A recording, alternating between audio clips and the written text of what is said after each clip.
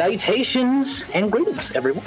Welcome to the ARC, the Anime Reformation Critique. This is our very first podcast episode, and here is a lovely bunch of podcast hosts. I am one of them. My name is Wivik, and we're going to go down the roster. Everyone introduce yourselves. Yeah. John, go ahead and start us off. I'm Zora High, and I'm here to talk about some weeb shit. Should be a fun time. Can't believe you just doxed Azor. Oh my gosh. I'm You can call me marvelous. John if you want. I'm marvelous. You can call me Alice. You can call me Marv. I talk about stuff. Sorry, go ahead. From Edo Games, you can call me Edo or Euro, doesn't matter which pronunciation you want to use. It's all good. Edo. Citations. You gotta go for the said weeb. You gotta go for the weeb. citations. I'm Sarah. Hi. I'm going to exist and probably make fun of everyone here. Okay. Very well. Hello. I'm Chris. Don't watch this video. Okay. All right. That's all right. Well, good start, everybody. Okay, so today we're going to be watching seems to be a somewhat popular video. It's got around, I think, about 700,000 views. It's called "How Coded Character Design Works." Why Dragon Blade Maid blew up on Twitter, and everyone has a hot take. It's by Normalities. And so we're going to look at the video and see what she has to say. Look at some of the takes and see if there's something interesting to talk about. Sounds good to me. All right. If everyone's ready, go ahead and start the video. I'm ready. Start that shit up. We all in the watch together? Everybody's good? Yep, I'm Mhm. ready. Okay. There. Okay. Let's get boogieing, people. Content warning, mentions and discussions of sexualization of children, pedophilia, and child pornography. If any of these topics are upsetting to Oh you, boy, you we're may really just want to going sit this hard. one out. Yeah, we're going in there, baby. So, can I just point out that with the way the content warnings actually work, the implication is she's going to be flashing up some just awful shit this entire video. I got Well, in front of pedophilia and child pornography. It's like, all right. Well, we shall see. We'll see just how terrible it gets. That's what it is. Yeah. All right. I wanted Kobayashi's Dragon Maid. It's a wholesome romance between a monster and human, and an openly queer romance at that, which ends up exploring the nature of found families, which, as I discussed in my last video, is one of my favorite types of story in media. For context, I have seen the first season of Kobayashi's Dragon Maid a couple. So I just want to say, as a queerman myself, I don't find the fact that it is openly queer to be especially a selling point, personally. But it's that just. Considering Well, queer media, when you- especially in Japan, it's really not a selling point. Yeah, it's when you be like, oh, I wanted to like this because of this. It's like that's not a thing. Okay, cute. That's not a thing that's going to make you like it or not. Anyways, it may perhaps not be something I think that should ultimately decide your perspective, but I can understand perhaps she's queer. I don't really know what her orientation is. I just know that she identifies as a lady, and that perhaps she just wants to see that kind of representation. I'm okay with it. Cool. I get that, but yeah. Anyway, just wanted to talk about that. A couple of years ago. This was back when I still naively listened to AniTuber recommendations, and I wanted to see a cute, lighthearted gay romance between a dragon maid and her tired, cynical crush. I was delighted when Toru made a point to state that her attraction to Kobayashi is romantic and sexual, completely destroying any possibility of queerbaiting. But the more I watched, and the more the story strayed from Toru and Kobayashi, the increasingly less delighted I became. Until finally episode 6 happened and one of the children pins down another child, and I had to ask myself, how did I get here? Dragon Maid recently came under fire. I'm just kind of thinking to myself, like, how you get here? It's like, well, this is anime, man. This is Japan. I don't know. I feel like after you've How did we watched- get an anime? After you watched a couple of animes, you kind of start to get the general perspective on how Japan views sexuality in general, as well as just aspects of that maybe like lolicon as well. I mean, kind of like Yeah. you expect. In I get- Japanese entertainment, sex is a very common joke, so it feels a bit weird to incorrectly automatically assume that it's done for anything more than just being funny. Right. Yeah, it's very ethnocentric to be like, these are my values, and the fact that this other culture who explicitly does not share my values is not conforming to them makes me extreme. But I'm still going to engage in it because of the benefits. I mean, she is it feels white, like- so mean- it's kind of a calling card. I guess it's a clash of cultures that's happening here too with it. Yeah, Like, right. It's I guess- fair, but I remember a time, the 2000s is when what it was called, when we Long ago. knew that other What the people hell had was different. It's just And- simple cultural ignorance, but it does come off as a little skeevy to imply that this is anything more than an attempt at humor that she herself does not find funny. But It's that like I could don't also find it not funny be the either. point, as my memory get is it not the greatest in the world.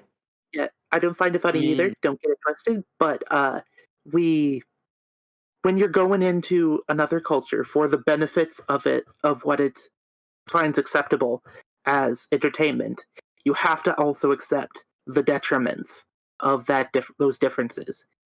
And in this case, they're one and the same.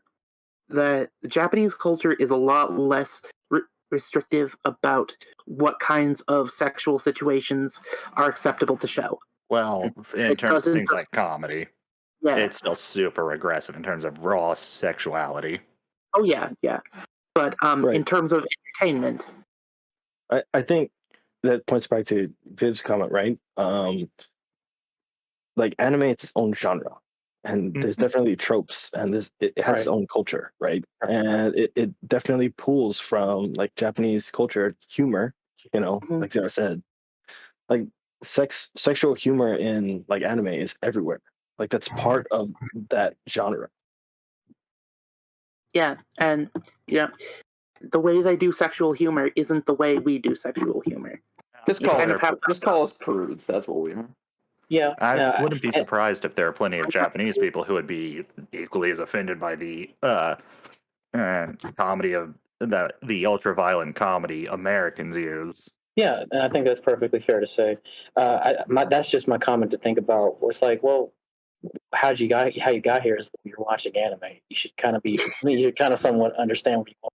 I do understand her trepidation, but nonetheless, if you're watching this, you should expect it. Yeah, That's important not to say saying though. just- Like just we lean can. in and enjoy the lolly shit. I'm saying, So you got to Oh, yeah. understand that just like there's problems with U.S. entertainment, and you kind of just got to accept it to get what you have to accept that U.S. entertainment is run by lizard people who don't understand humanity. You also have to Wait, accept no, that. Do not you're not allowed to discriminate say against that. Mark Zuckerberg like Wait. that, please. We don't want this podcast to be pulled off after our Oh, first yeah. episode. Gosh, Marv. Yeah, it's like I don't know. It's important to say that it's fine to acknowledge that it's different cultures. Yeah. Mhm. But we can still like criticize what we find disagreeable. I think. I suppose, Yeah, but you shouldn't take it under a culturally imperialist lens like a lot of people within this genre of YouTube do. I'm not going to blindly say she's doing it, as I haven't watched this video in a hot minute, but there are people that do that. Right. Yeah. Okay. I move forward.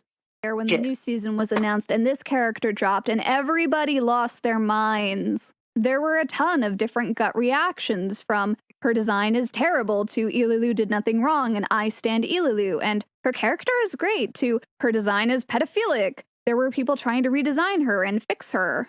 Because that always Hold on, I don't know Really about fix pedophilic anything. or You design. know, It's a little. Not a single Twitter artist is better than an actual mangaka. Yeah, that's what I'm saying. Like, it always works out well when people on Twitter and on Tumblr decide to redesign characters. always just been. Never forget those redesigns of the Love Live characters. Oh, oh no! Don't. Oh, I haven't seen I that. don't think I've seen those. Oh, thank God you guys haven't seen them. I'm It's looking right literally now. the worst. No, don't. Well, fine. If you're gonna look Well, it no, up, yeah, we yeah. need our Someone producer to flash them up on screen Yeah, so we you can all suffer. you could pull one of them We'll up. suffer in In unison. fact, if I'm gonna look up Tumblr, I've got to do a bit of snooping myself. That way, people can kind of see example of what we're talking about. It's like I'm thinking more along the lines of like when people try to, when people redesigned what's that one character I'm thinking of. Oh, Rocky? Yeah, it's like the redesign of what they do for Mary Jane, like that big controversy. well, that's over there for Western media. Particularly, it seems to happen a lot for what's the name of that Pokemon character? Yeah, that Pokemon character. What's her name? Nessa. Yeah, Nessa. Yeah, there's a big controversy around her. People started trying to redesign her because they thought she was either was too dark. Was it too dark? It was too light, I think. Some people were too light, and then people One Punch Man flipped them, flipped it on people's heads to insult the people, and that caused some huge drama. Yeah, it's But we had the problem with, what was it, Darkshine, I think, from One Punch Man too. I mean, that was I missed that. People just That's don't our- understand Japanese bodybuilding culture. Got offended that a Japanese man would use skin oils. Yeah, they thought that he was like they were troping him out to be a black guy. I mean, that's actually kind of part of the joke, is that he uses so much body oil that he looks black. And his lips and his nose, and I remember that was all criticized, and people got up in arms about that for quite a little bit, and then it faded. But Yeah. I think a lot of the Japanese artists and mangakas were like, "Screw that, we're not gonna change the way we design characters because you don't like it," which is actually kind of awesome. Be confident in the things you do. Don't just be a what's what I'm thinking of? Don't simp for Tumblr. A yes man, a simp for Tumblr. I mean, like don't give in and concede to people just because you have a loud monetary minority interest, whatever. Yep. Like, yeah. How much do you guys know about like bodybuilding, like shows and stuff? Because they literally put oil on to make their skins darker because it looks better. Yeah, that's exactly. Yeah, it highlights like the and it's a joke in One Punch Man that he's overdoing it to the point. I can't take I feel like off I'm repeating the myself. of my skin. Yeah, it helps better show off, I believe, the definition of muscles. I believe. Yeah, contours and shapes. Oh yeah. Another proof of what actual proper male physique is supposed to look like. Also, dark skin tends to look more masculine in general across culture. You're gonna get us canceled, Marv. Well then, I mean, I'll take that. I'll take that compliment. Anyway, now, but now, okay. Did you find the picture there? If not, we're gonna. No, I was looking for something else. Okay, then. Well, if you find it, then post it, and then Stan can probably pop it on screen there for a moment. But till then, we'll go ahead and push forward. All right. Okay. Oh, okay.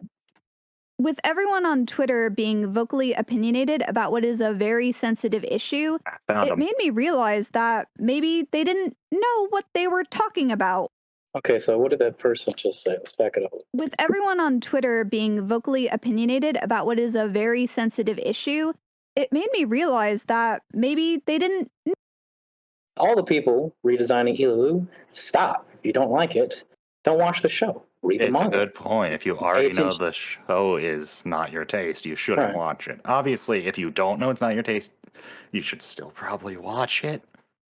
But when you already know something, you dislike something, you just shouldn't do it. Anyway, I linked to the terrible art. It is fucking awful.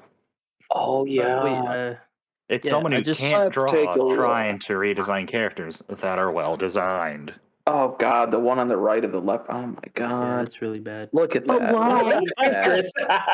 What is the top left one? That's really bad. Oh, because race washing. People don't understand that Japanese people look like Japanese people. She looks Indian. Like, what was the point of that? It's Like, race bending. People have a fetish for it on Tumblr for some right. I reason. know, yeah. At least, well, hey, look at the. Well, at least it wasn't redhead. I found it. I found this great one of Yayorozu from My Hero Academia. It's kind of weird. Macadamia nuts. I don't know if the general trend is that you have to make your characters like, Ugly.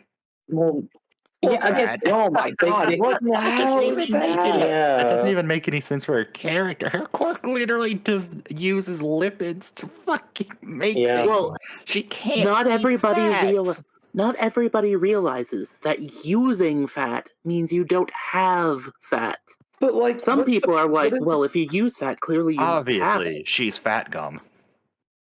Yeah. Obviously what's she's the good. point in making everyone like fat? They're like, oh, this is more realistic. It's like everyone's not- American everyone's not- centric, where the everyone's not fat. average weight is a lot higher than basically anywhere else in the world. Most Yeah, but Japanese Not characters, when everyone not on overly Earth stylized, is addicted tend to to be sugar. more around the body type of actual Japanese people. Have you guys seen Castlevania? Have you guys? Yep, I have. What Which do I one? more do? Here you go. Oh my god! Race Why? bending, Why is he race black? bending. I don't Why are they know. all black? Why is Alucard black? You tell me why he's black. I Why don't is know. she black? She's cancer. She's black with Transylvania. blonde Isn't hair that and blue funny? This is eyes. cancer. why? Kind of really racist. She's Yeah, black dog. with blonde hair and blue eyes. Like, No, those I've known okay, at as least an one artist, black person olive with blue skin, eyes. as So that's not as an necessarily artist, out this of is line. like really bad, and this culture needs to die. absolutely. Well, I'm glad you agree with this, Chris, because that's, I mean, like I said, it always goes well when people start trying to do that on Twitter. But anyway, Yes. But you know, Christ almighty. to touch on the Hero Academia stuff, yeah. like Mhm. those kids are basically Olympic athletes, like level. Yeah. Do you see Olympic athletes that look like that? You know, or if, like, there's in a reason terms of sumo's what's not on- an Olympic sport. Well, what is the one character? I can't remember his name. The fat guy that actually is Fat Gun. power. Is Yeah. Oh, his Fat quirk Gun. means that. Yeah, Yeah, even Fat Gun. fat gum. I mean, it makes under sense all for his him. fat is Yeah, super he muscular. actually though. needs, but he Yeah, has man. to like eat 24/7 to maintain that because he's an Olympic athlete. Okay, so It's y'all, like y'all, you want to see. It's like you want to see All Might with a gut. It's like no, like Actually, Okay. he probably does need to eat now that he doesn't have his quirk anymore. Holy fuck, have you seen that man? I'm gonna post one more. Y'all brace for impact because they got Uraraka looking like a caricature out of Jim Crow, man. Oh, that's oh my possibly the most god, racist thing I've seen. what the hell are they doing? I don't know, man. This is Oh my insane. god, this is the worst. I like one yet. Bakugo, but he's not Where's Bakugo. they gonna He was see a- yet? Like, I'd actually Bakugo say just that's looks a like a good twink, to be character. honest. Yeah, That that's a looks like good a girl. character design. Bakugo. Is it? Why is it Bakugo? worst. Make your own OC. That Bakugo looks like a Bro. lesbian, Yeah, no, I'm saying he looks and like I he looks don't like a mean twink. that in a bad way. I think But why did they? I think why that did they do Bakugo Uraraka with lesbian design is hot, but No, Yo, that we're not got bringing me that fucked up, into dude. this. Oh my god. Dude, Uraraka looks straight up. Oh my god, She looks straight out of something out Doing of Jim blackface. Crow, bro. Like it's that one shocked me. straight vaudevillian shit, right? don't even Like, get what the- started on Ochako. Or no, Oh wait, my that is God. Ochako here. Yeah, Never mind. Uraraka. I'm getting the names confused. I confused Uraraka with Yoyorozu. You're fine. You're fine. Man. Too many vowels. All right, let's get back. Yeah, we Been should too probably long get back. since I watched this. We Yeah. have to get back to the video. We can stay here all day talking about it. Anyway. Yeah, so the guy's saying stop if you don't like it. This should be like a good topic sometime. Oh, I but wanted like to. sending in with Wait. I gender So wanted she's to saying just Hold on, maybe wait, these point people out. have strong opinions because they don't know what they're talking about. Right. That's she was- definitely going to be a popular take, let I me just- tell you. Your yeah, strong I just opinions wanted are based to- on you not knowing what's happening. I just wanted to Anyways. point out Usually that people only also, have strong Well, opinions when they don't know what they're hold talking on, Chris. What are you about. trying to say? I just wanted to point out that she does agree with this, and that we should be fair and point out that people on Twitter usually don't know what they're talking about. I think we all agree that no one knows what they're talking Yeah, about on I Twitter. agree. well, There's a reason why I only use Twitter to follow artists.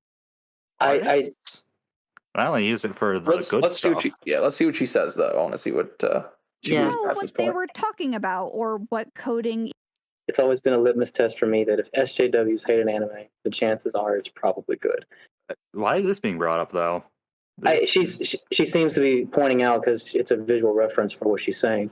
It's part of people who don't know what they're talking about. At least that's what I'm getting. You guys can tell me something different. Yeah, I think Chris, that's likely since you're part of playing what she's devil's talking advocate. about. What do you assume?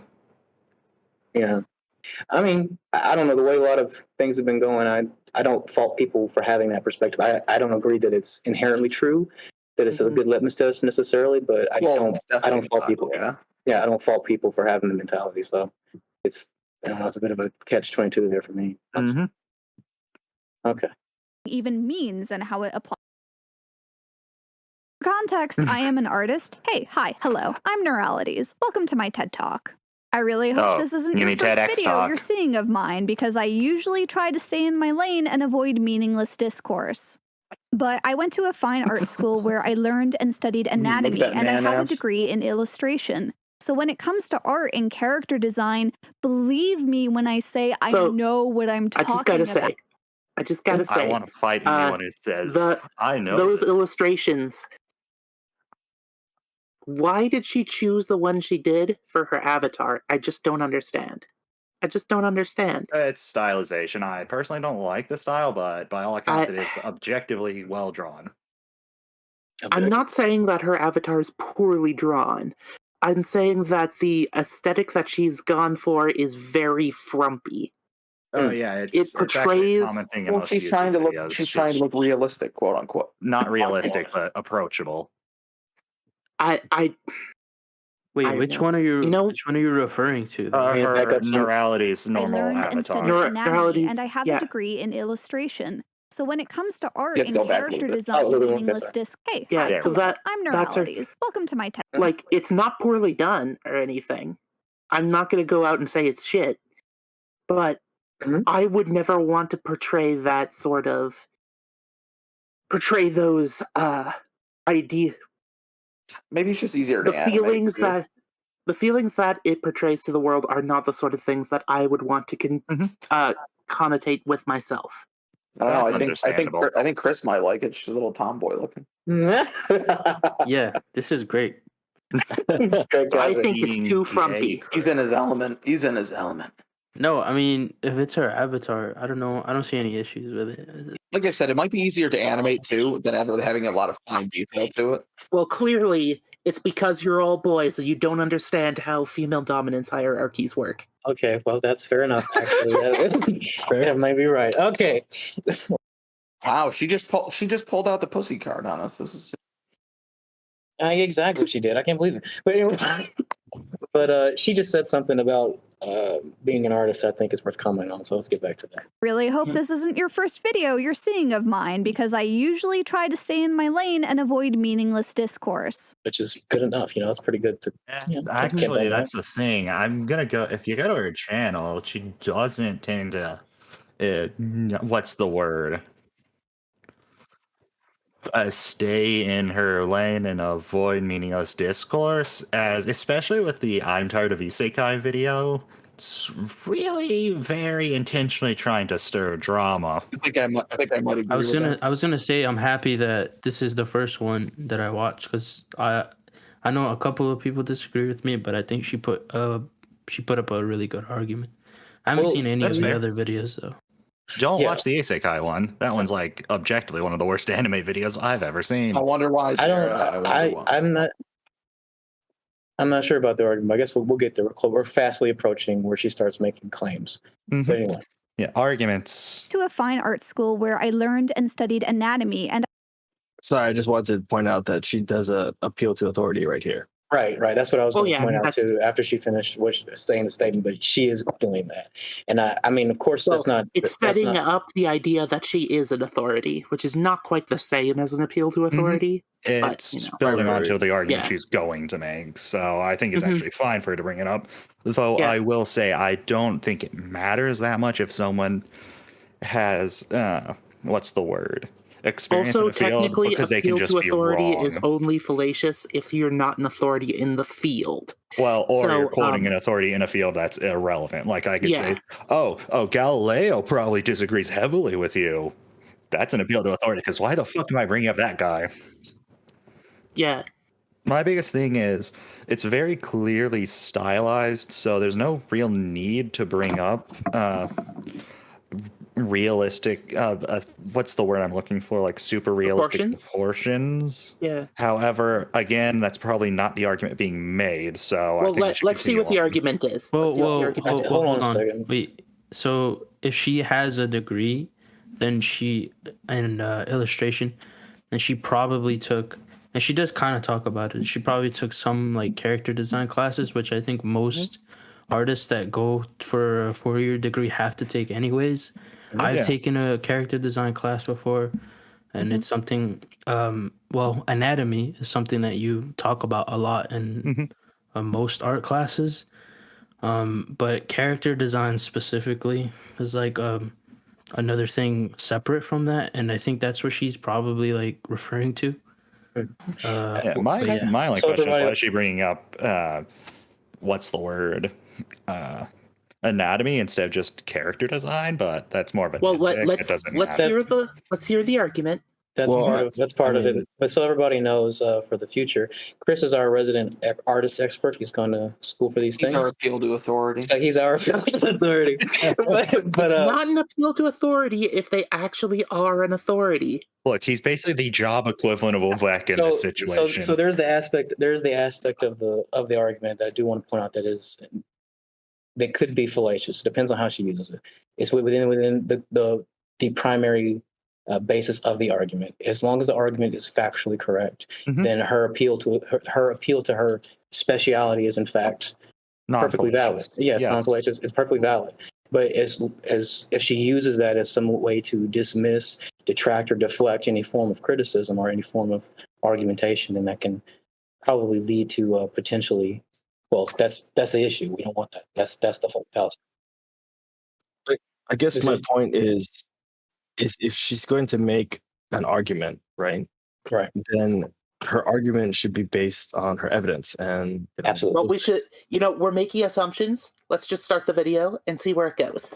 Oh no, that's Agreed. we're not. I don't think we're making. It's just about creating the context for how we're approaching this moving forward.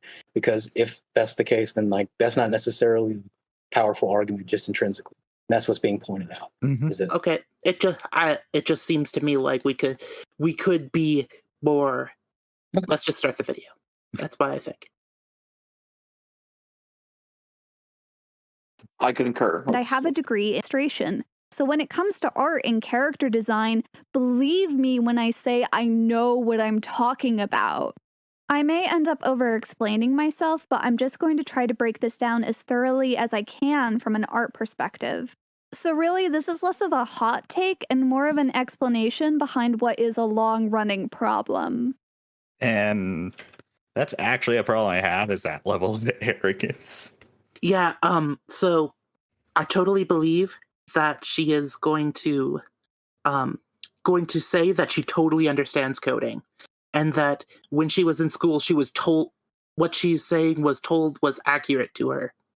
That doesn't necessarily mean that it's true. Professors will lie their fucking ass off to you. Especially first-year professors, but that's also in order to call the pack. Yeah. So, I mean, I would prefer to let her get through this little segment of coding, and then I have like a comment on that. It's fair. Okay. I just wanted to pause it to say I think she could present herself as less arrogant. So I think she gets through her explanation of coding before she moves on to examples rather quickly. Okay. After she goes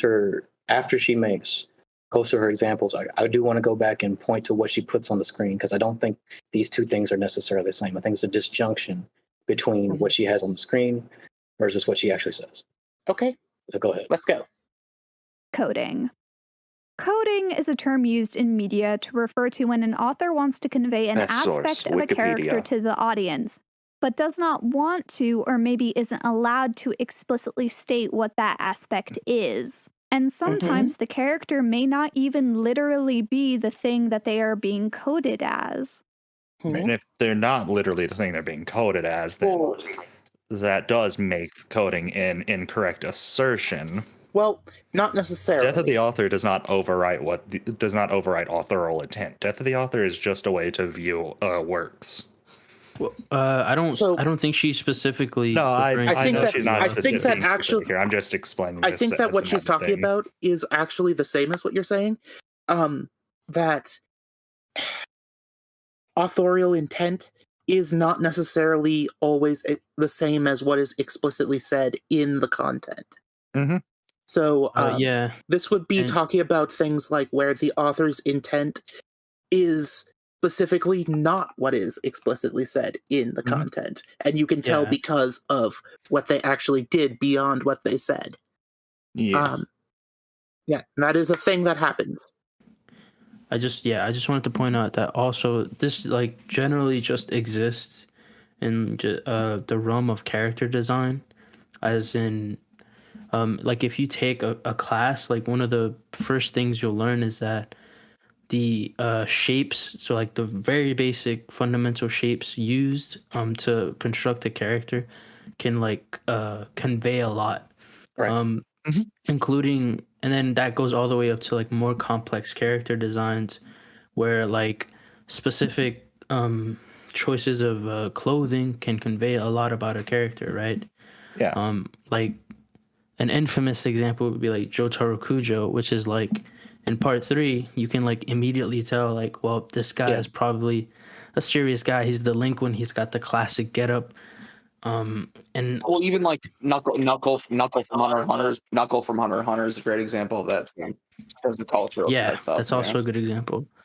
But yeah, a lot of those aspects can tell you a lot about a character, and that's like indicative of good character design. So this thing that she's describing kind of just exists in like the greater I guess field, you could call it, I guess. Yeah. Yeah. That's My my- only point is that in things like character design, everything has intent to it. So it's Well, yeah. you kind of can't just say, well, it wasn't intended to be coded, but in the end it was coded, because that's violating the idea that Yeah, character was that's a created different by thing. someone with an intention. That's all I'm trying to say. I'm and- not and- even arguing with her. I'm just and saying that- things out in the air.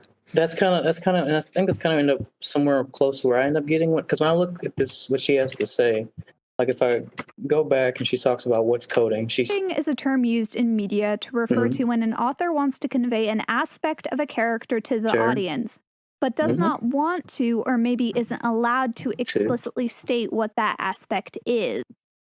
Yeah, which is like what I didn't say this on the stream yet, but I was talking to you before about how it comes from when media was far more heavy-handed with its censorship.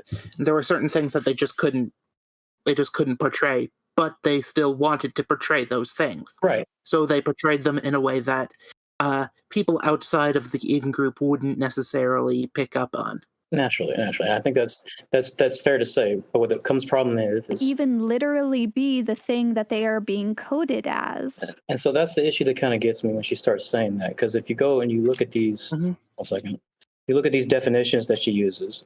Like she's saying, coding is an aspect. Like essentially, it's like coding is an aspect, a pattern, device of any kind of narrating form that communicates a meaning through a particular arrangement of these set aspects. And essentially, what you're creating is this idea is that people have these large number of interpretive frameworks that they put on to these pieces of media, and using the various parts of the media, people then extract a very particular way to see it. And so it's just like, well, as she goes on to describe, I think right here in the second page, like I said, so I think the page does a better job of describing this than perhaps maybe she does. And I'm a little confused on where she goes. The page is also far more general. It's not just talking about media. Yeah. Also, I mean, what do you mean? Because she does say like, Because she says, like right here in the page, it says self-evidently, like read it, self-evidently, most effective communications will result when both creator and interpreter are using the exact same code. Since signs may have levels of meaning from the denotational to the connotational, the addresser's strategy is to select or combine the signs in ways that limit the range of possible meanings likely to be generated when the message is interpreted. So essentially saying if the artist has a particular framework they're trying to communicate, then they're so going that framework. So I think that's probably describing like more of a cultural thing, Yeah. right? So like outside of a certain culture, you might not pick So up if, on for some of the instance, signs, right? Of you a were an character. American trying to assert what a Japanese person is trying to say using your cultural framework, you just, on a completely unrelated note, you might come to some very wrong conclusions because you're asserting that somebody. Like I said, I haven't seen this video. Let's keep going so that we get more context. Yeah, the norms, like you're gonna have like mix-ups there with like certain delinquencies like you're talking about with Jotaro aren't going to reflect the same way in American delinquency, especially depending on the time era as well. That like the time era is also important too that the story is taking place in. Reminder that a lot of people think Jotaro is gay just because of his design. I mean, a lot of Americans think Jotaro is gay just because of his design. Well, I guess what gets me about this, right, is that if you're acknowledging inherently that if socialization and these kinds of cultural lenses can play an aspect in the way that you have the interpretive frameworks surrounding coding, then that to me it's like there's so many different ways that you can interpret the coding. Then it's like for you to try to, what she says at the end is like that characters may be even coded as things that they aren't. It leads me to think of one of two things. Are you saying that the character isn't what the author intends it to be, or are you saying the character isn't what they're perceived or coded by others perceived to be? And that's what I'm kind of. To steel man her point, I think that what she is saying is, even if in the sitcom they specifically say that guy's not gay, if he's heavily coded to be gay, that is still the coding, and that is what the audience is intended to see. And the explicit statement that he is not gay is therefore the producers, not the artist or the audience. I think that is essentially what she's trying to say. To use an example. Yeah, just to add, she does explicitly say, and I think she like very intentionally like uses the word literally. She said sometimes a character may not literally be what they're being coded as, and I think that's important. You can probably read that a couple of ways. So like to use Jotaro again, to use him again, you can definitely like read him as a delinquent, but like anybody who reads JoJo's will know that Jotaro is like has a heart of gold, right? He's not just that rough exterior of a character, and she is kind of referring to that, and she may also be referring to what maybe Marv was describing earlier. I think that when she says literally, she means explicitly in this context. Though I am steel manning the point. So Marv, are you? I think that she's just using clumsy terminology. Are you pointing to like that theory that that show Sex and the City is actually about gay men and not those women that are the actors? I wouldn't go that far. I would not go that far. Yeah, so there's a theory that Sex and the City is actually about gay men, and they're just being portrayed by women. That's interesting. I don't know if I would agree with that. That's weird. That is an interesting take. I have not even seen Sex and the City. I know from experience. Well, the thing that makes me think about these questions is because what comes next is that it seems to me as she's using very, very erroneous examples, as I guess we'll talk about. Okay, other than one, because I think the one about Ursula is pretty spot on. Maybe because I don't know much about it. Maybe you guys can tell me more. But I think she uses erroneous examples, so it kind of makes me think that she's. Well, let's hear the examples. Okay. Does that seem reasonable? Well, no, that's fine. I just guess I was trying to. I think you're getting ahead of us. Yeah, let's. Well, no, that's fine. I'm just aren't you and actually taking notes?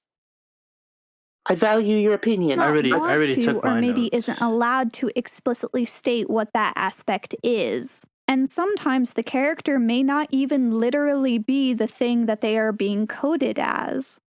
For instance, Renaissance-era Disney villains were often designed and behaved in a way that read to the audience as queer-coded. Scar is effeminate and willowy, Jafar wears eyeliner, Ursula was literally based off of a drag queen. So those are the examples she uses. Right. I mean, those are some kind of fair examples, but I don't think that. Scar, I'm not too. I don't know if I would agree too much. I would say one of the three is strong. One of the three is strong. And the that's other two only are not. Ursula, because in terms of Jafar, Jafar has made very clear that he doesn't act or even outside of wearing eyeliner look feminine. And keep in mind, we don't even know if that is eyeliner, as a common character design trope is to have thicker eyelashes depending on a intended character design. So Sure, he's got assuming sunken eyes and stuff like that. It may add to that kind of feel, but I don't think all of these really make sense because the kind of character or the kind of person who would see queer coded things and be like, "Oh, they're gay, so that makes sense that they're the villain," are not the kind. That's Are a not different the- kind of person than the one who would recognize these codings. Well, I People guess who would recognize these quote unquote codings are the kind of ones that would be like, "Hey, it's kind of fucked up that you're making all the gay people the villains." that would also be kind of well, Unless they're like explicitly being malevolent in this case, which I mean, I can't necessarily put that past Disney. that's a point she brings up here later, and we'll get to that. But the point about what she just said there is that the three examples that she brings up, kind of back to what was said before, kind of makes me think that she's talking about this kind of this loose amalgamation of how people perceive the work to be. And people, if that's the case, then that you can put any number of interpretive frameworks on something and grab anything out of anything. Yep. And so it's just like, so what do you use in order to gain the proper coding, the proper insight to decode? And I mean, I think personally, you probably ought to use the context of the film alongside, information from within the actual media itself. But it's just like, it seems to me sometimes people are just taking anything that they can see and decoding that as queer, decoding it as queer or something like that. Actually, And that's what's throwing me off. Because thinking like at one Scar being effeminate as a result of Jeremy Irons' performance comes off more to me as him being a drama queen, or him being Yeah, like tricky and a just Machiavellian. overly and just in the over the case top. of Go ahead. in the case of Scar, it also, because of the direct quote unquote inspiration from Shakespearean plays, is also comes into why he acts like that. Okay, well I didn't even know that he was supposed to be that kind of direct. I'm sorry to spoil this for you, Vivek, but Lion King is just Hamlet. Oh, that's right. I've heard I that. can't believe you spoiled Hamlet. I've heard that. I've heard that. Reed, it's not. I've heard that before. But let's not bring up the incredible. Kimba the White Lion controversy. I don't Well, want to be harassed by we- Kimba fans. I we don't want to will- be harassed by all two of them. We will send you the link to the I Hate Everything video later. I hate everything's never talked about Kimba. Okay. Oh, so No, you're right. Wrong person. It's Your Movie Sucks. That's who it is. What do you think, Chris? Do you think where I'm coming from is a little bit weird, or like you see what I'm talking about? As far as it seems like her explanation of these things, and then using her supporting examples, kind of it makes me think that where she's coming from is a little less legitimate. I think that. Well, I don't know. I don't know about a lot of those. The Ursula one seems like a strong example, so I agree with you. Mm. The Scar So, example seems a little weird, but I had a point about Scar, but she hasn't said it yet. I have a hot take. I think the Ursula one is actually the weakest. Ooh, Now let me why? defend this. Okay, sure. I think that yeah, of course I could be wrong. Hashtag just my opinion. I think that one of the character designers went and saw that drag queen and was like, that is a really strong design. I'ma use it. And I don't think that they were really coding either way. I think that they were inspired. I think what you're saying points to something that I'm just kind of like, I don't know. Like she could be right, and something she's going to say later, which we'll get to here, is like she could be right, but I just don't know because you're not giving me anything to go off of. No So one it's here just was in the creative most room of for the, these character designs, so we'll never know. Right. Yeah, most of the obvious coding in Ursula's design, not just in her visual design, but her speech, the way she talks, how she acts, her position in society, is coded based off of how American Christians see witches. Mhm. That is most of the coding. And that doesn't have a lot of association. Now, while we like to be like, oh yeah, in retrospect, witches seem pretty queerish, kind of. It's like that is not drawing on the same well as Ursula is. Right. They're taking a different framework to interpret that. So it's kind of calling Ursula queer coded. I understand why people do it. I think it's misguided because it's blending multiple frameworks to come up with a single message instead of going with the framework that the author was probably using. Right. Okay. So And the queer stuff was probably just, in my opinion, was probably just extra inspiration to make more flavor. Mhm. But maybe so. And that's like that's, I said, hot take. No, it's fine. I think you managed to point to something that like I said, I just think it's kind of a general issue she's doing. But anyway, let's back it up a little bit and get back to Expect may a have backed up too character much to the audience, but does not want to or maybe isn't allowed to explicitly state what that aspect is. And sometimes the character may not even literally be the thing that they are being coded as. For instance, Renaissance-era Disney villains were often designed and behaved in a way that read to the audience as queer-coded.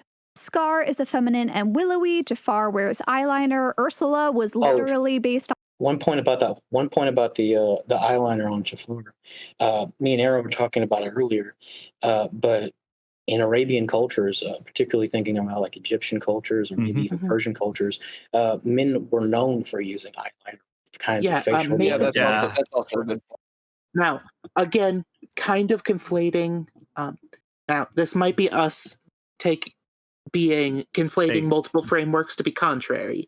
I'm open to that idea, but the idea that eyeliner is a woman and gay thing that's not necessarily accurate, especially in the context that Disney is probably using, which is a much more theatrical, much more what am I going for? They've got a very different culture than the average American does. It's much more common to see guys just wearing eyeliner because they want to look pretty in their context. Think of all the straight punks. Oh wait, exactly. Though I don't think Jafar is trying to channel punks. I think that he's trying to channel decadence, which also effeminateness is not just about being gay. Being effeminate is also heavily associated with decadence. That's actually one of the main criticisms against gay culture for a long time has been that it has a lot of the framework of high decadence. Well, perhaps so here in our culture, and maybe if that's the case, then you may find yourself agreeing with what she has to say next. But like, it just seems to me it's like understanding like one other point Arrow brought out before. Arrow, if you want to make your own point, let me make it for you. But what he brought up before about the kinds of aspects that these cultures have, the perspectives these cultures have around the vision in particular. Around how Horus and Ra and these various gods who are known for having these all-seeing eyes that are incredibly central to their cultures, that for people who were high up in the society, people who were gods like pharaohs or people who were kings and sultans and stuff like that, the adornments of the eye would be pretty important. So having your eyes made up to be deep and strong and bold would be something of utmost importance if you're high royalty. And so someone like Jafar, who's the royal vizier, who's literally the guy the Sultan goes to see things, would make sense for him to have like well done eyes. Very bold. And outside of the fact of the matter, really, really bold eyes. And so outside of that fact, there's just an aspect to me like what Zara pointed out before is that having these bold eyes, like to me, they're made to make the eyes seem more sharp, like a snake. That is exactly. We all know because Jafar turns into a snake at the end of the film. So it's like he literally is holding a snake snap, right? Exactly. His snake coding is just- this is a thing that he's coded with. Yeah, I Is agree with that. extremely anvilicious, and saying that no, it's not referencing a snake or any Arabian cultural things that the artists thought were cool. It's just because he's gay. It seems a bit reductive to me. Yeah, I'm not saying that they didn't do it for sure. I just think that's reductive. I agree. I and that's, have that's the a issue. I have Go a ahead. question. Go ahead. I have Yeah. a question because Go ahead. I didn't have a lot to say about this section just because I don't know what she means by queer. I was under the impression that was more of a political term. So it typically So like, is. does she mean in this does she mean context? gay? Chris, or- Chris. In this context, she means not heterosexual. So it Yeah. could, in this context, it could be anything that is LGBTQ, politically or otherwise. That is the context she is using. It talks about like this. I think it's more like the gay aesthetic sort of like thing. Like I think that's what she's trying to, not necessarily like that too. queer. Let's be honest, it's easier to say queer than LGBTQ. Does that Yeah. answer your question, Chris? So I don't know, you didn't get to finish your Yes. question. Okay, just want to make sure. Okay. All right.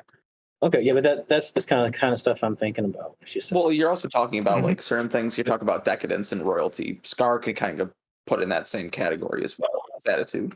Oh And yeah, that like hoity-toity kind of like Yeah. better, Oh, yeah. holier than thou and higher than thou kind of attitude that he has. And that, assuming that's like a queer sort of way of acting, is weird. yeah, that- it's rather there are quite a few gay people who do act that way, but they're like, that's problematic on their part. It's like, It is. dude, grow a pair. It's hard to suck them when you don't have any. Oh, Ba-da-da-da-da-da.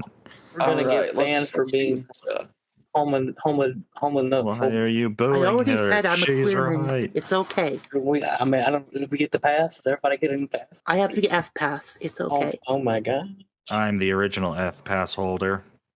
Okay. All right. Yeah, let's back it up a little bit.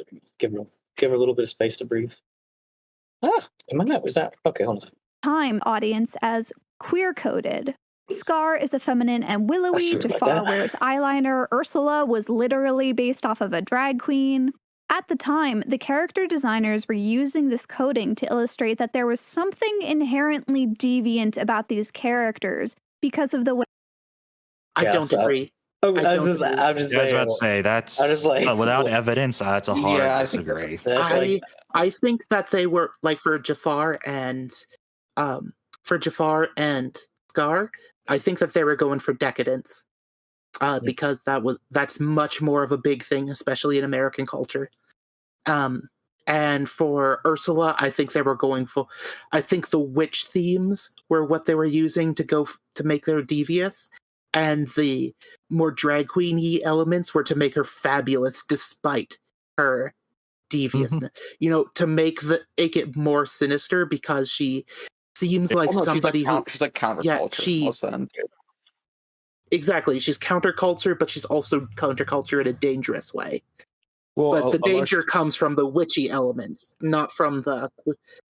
Yeah, the danger comes from the witchy elements, in my opinion, not from the gay It might be elements. both back when But, it was made in the 60s. So I mean, I was like 1 year old when this came out, so maybe the 90s weren't quite what I remember, but I'm pretty sure they were gay as hell. Yas, queen, sway. yeah. Well, Mhm. the thing about Ursula's character, one of the big things is her confidence, right? She drips charisma and confidence, which I'm sorry, but drag queens kind of do have over most women. I mean, There's a reason why drag you might want culture to is go to so- a drag queen Yeah, for exactly. confidence rather than Exactly. to- she's like shunned from society for being a witch, right? If I remember correctly. Like Yeah, just Yeah. for being a witch from all I like remember. the way she is portrayed at the beginning is yeah, I'm a witch, but I'm totally reformed. You can totally trust me now. That's how she's portrayed, which is again a very that is how most American Christians will see witches as, oh yeah, we're dipping into this evil thing, but we're totally using it for good. You don't need to worry about us. It's a Oh. very American Christian coded thing. Evil if they're Christian witches. but they're witches in like a pagan sense. Yeah, which is from the perspective of an American Christian, is what I mean. Mm-hmm. Well, it's Okay, like I the get you. idea of like the deal with the devil sort of thing. That's the story. Yeah, that's also what it's channeling at. I want to harp on this again. Drag queens have a much more feminine confidence, while a lot of the, like, you see it a lot in modern movies, that when they want to make a woman seem confident, they make her more manly, and it's kind of an androgynous confidence, while Ursula is like effortlessly He-Man. feminine. Hey, He-Man's not androgynous at all. He's the most masculine person ever. Yes, I know. I was making a joke. Oh, He-Man's just dripping sexual. Okay. I was making a funny. Okay. Yeah, but hold on a second. She's in the middle of making her play. There's an idea there she's making. So, yeah, it's inherently just implicating these the idea that the Disney creators, that the Disney designers are using gay characteristics in order to try to pass off to the audience that these characters are nefarious or evil, or what's the word they use? Deviant. Yeah, deviant, duplicitous. Yeah. Yes, this is kind of weird. Jafar, he's made like a snake. I don't think that we need a subtle implication that he's deviant. Yeah, it's like how much more deviant do you need to know to be? Like He you guys, literally has a forked tongue at one point. You're he's saying literally a snake. You're saying this Orochimaru guy's a villain? I don't know. He seems pretty trustworthy. Just look at him, yeah. Okay. Okay, let's back it up. It's a bit little space to breathe. So she They behaved in a way that read to the audience as queer-coded. Scar is effeminate and willowy, Jafar wears eyeliner, Ursula was literally based off of a drag queen. At the time, the character designers were using this coding to illustrate that there was something inherently deviant about these characters because of the way they contrasted to the designs of the cis, het, young, and beautiful ideal of the protagonists. But this decision sort of backfired and ended up making clear. Yeah, but that's a lot of assumptions you would need for anything back up. Exactly. The cishet ideal that is Simba. The cishet ideal that is living on the street, starving, and barely able to eat. Hold on now, Marv. I'll have you know, Simba was a sexual awakening for a lot of young ladies. Okay? That's unfortunate. A lot of young ladies and a lot of young men. Obviously. No, that was Scar. Jeez, get the meme right. I just remember talking to this girl growing up once, and she told me about how she liked Simba. Simba was her first crush, and I was like, it's interesting. He is a lion. But yeah, it's like you said, it assumes a lot. Go ahead. What were you gonna say something first? Yeah, I was just gonna say this part. She didn't quite get it out, but I'll just say it anyways. Go ahead. This part is it's weird. She uses. I wouldn't use the word. Sympathetic. No. I wouldn't use the word sympathetic here. It's more of a nitpick because it's like I don't know. There's not a single one of these characters who's sympathetic. They're all terrible people. They're all terrible. Yeah, like the only one that I can explicitly point to is Scar because he's the one I most remember, and like he plotted to kill his own brother and nephew. I don't think. He was salty because he feels. Oh yeah, he halfway half succeeded, right? So I don't know about sympathetic. I'm sure there are elements of every single one of these characters that individual elements that are relatable for sure. But the characters as a whole, to say they're sympathetic, I don't know. They're all enjoying these characters, enjoying the performances is also a completely different thing, right? Mm-hmm. I'm sorry. I also feel like I wanted to add that Aladdin's not exactly the most heteronormative character out there either. I mean, he's pretty. That's absolutely true. But not just for girls. Oh, okay. Yep. Twinks are the best. Right. Yeah. Is he one of those? Is he one of those icons? I didn't know he was one of those cats. I wouldn't go so far as to call him iconic that way. But he ain't no guy. Let's see. Who's a good good example of a really het Disney hero. Could have named a villain. Hercules? Huh? Yeah, he Yeah, ain't no Hercules. Hercules. Okay. Which is I got you. ironic considering, Greek Everyone is mythology. attracted Though to I'm pretty Hercules. I'm pretty sure Hercules is pretty het even in the Greek. Yeah, he's like stories. the only He's Greek. no Oh Achilles. yeah, That's- yeah. The Hercules doesn't, I don't think, participate in anything like that. Not like Achilles either. That we know. I mean, I'm sure you can find something. There's no canon for Greek mythology. Hey, I've got a perfect picture. It involves Hercules and Aladdin. You're gonna love it. I can imagine.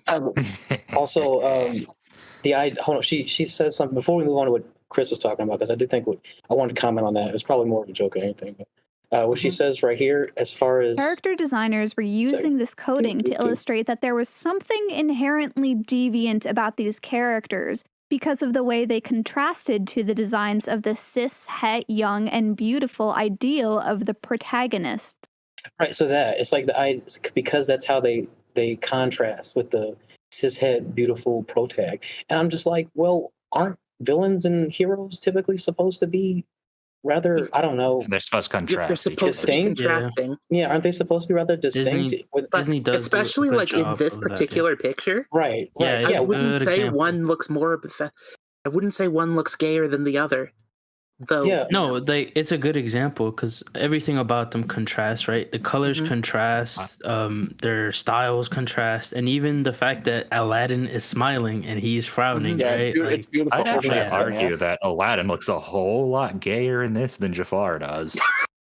Yeah, I'm not even Not making gonna a lie. joke there. Well, outside of her putting the lens of, I guess a queer lens on it, I guess that's what I'll call it, but putting this kind of queer lens or queer coding ideal on it, it just seems to me in general like divergent from that aspect. These characters are meant to contrast each other.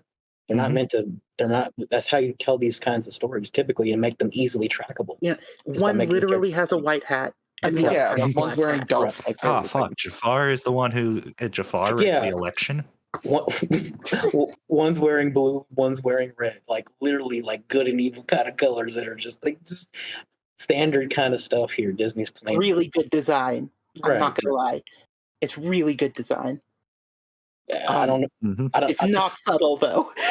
You're right. It's not It's not subtle, subtle. but that's the point. It's not meant to be. It's meant to be easily trackable, and to just cement that within some kind of queer lenses or queer Queer theory is an queer incorrect theory way to view the world. or coding is kind of, it's just weird to me. It's like, why would you do that? It doesn't seem to be there. It just seems to assume so much. Anyway, all right. Inherently deviant about these characters. I do really like this concept art for Ursula though. Yeah, I really wish I they would don't have like kept it that more than the design. Yeah, it's final awesome. art, but I Right. like this as a supplement. Mhm. Like this could also be a very cool character. It's really powerful design, I think. Hmm I just find it weird how the Ariel looks a lot more like a traditional mermaid, and it's kind of freaky. Yeah, Wait, why Ariel's not? She doesn't Ariel's have not- that little. She doesn't Ariel's have that not- little. Go ahead. No, I was saying Ariel's not black. I thought all redheads actually just. Okay. Yeah, she doesn't have that little separation, little bit of tuft on her waist anymore, and it looks weird. Yeah, actually, I didn't tell you guys. I'm actually redheaded. I just got. I just got replaced. I just got diversity cast. Anyway, all right. Anyway. Contrast to the designs of the cis, het, young, and beautiful ideal of the protagonists. But this decision sort of backfired and ended up making queer audiences really sympathetic and into the villains who are overall fun and a bit campy as opposed to the hyper masculine and feminine leads. Right. So Hot take, but no. Right. So this is I'm what. fucking gay as shit, but no, I fucking think they're all I terrible wouldn't even say people. that Ariel's like hyper feminine either. Like she's trying to actually like.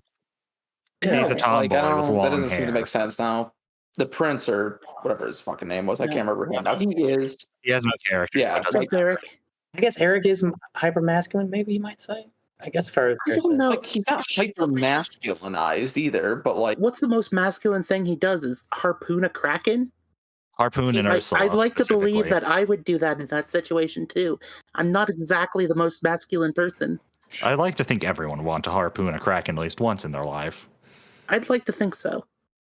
It's like Ariel's not like some traditional kind of like the tradcon kind of like idea or like hyper feminized. She's like she wants to break away from her family. She wants to break away from the society and kind of like be free and do her own thing. Like that's not traditionally what we consider. Pretty second wave. She's no Andromeda. Ariel is a redheaded libertarian. Oh my gosh, that's your kind of girl, right, Chris? Yes. I mean, it's fine. I'm not against it myself. Anyway, but what I was about to say is, I think maybe perhaps in the gender roles, maybe that Eric occupies, traditionally masculine kind of. He goes and he's searching for Ariel. He finds her by the sea. He's trying to, take care of her and save her, stuff like that. Those kind of general things. Yeah, that King, maybe that's that King probably Triton, the role of the Gaston. Yeah. These are much more traditional hyper-masculine characters. That's probably they're fair. not the Gaston lead. is the straightest character in any Disney movie, and I'll hear no arguments against it. I don't think we disagree. But to speak to what Chris was talking about before, about how she was talking about these characters are sympathetic, these characters obviously aren't. I think what gets me is that it kind of makes it seem like the Disney villains inspired a new generation of young gay teens. That's what it makes me think about. It's like, where do you think "Be Gay 2 Crimes" comes from? Oh my gosh! Oh, is that where it comes from? It comes from the Disney villains. I don't know. I love Ursula as a character, but I also love it when she gets stabbed at the end because she's a terrible person. Yet I like to hate villains. And she dies the most metal death in any Disney movie so far. Like I said before, like sympathetic is not the word I would use, but like if she meant charismatic, that, maybe these are like charismatic characters, like with iconic performances that people like love to this day. Like, yeah, I agree with that. Problem is, this is a scripted, highly edited video, so that would imply incompetence if she let that get through. So I think we better assume this is what she meant. I think she is saying that these characters have. Go ahead. She is probably personally sympathetic in some way. I don't know how, but actually, I don't know. I'd say if these characters are sympathetic to you, you probably want to rethink a few things. Yeah, that's what I'm thinking. I want to kill my own nephew too. What are you talking about? If you're like,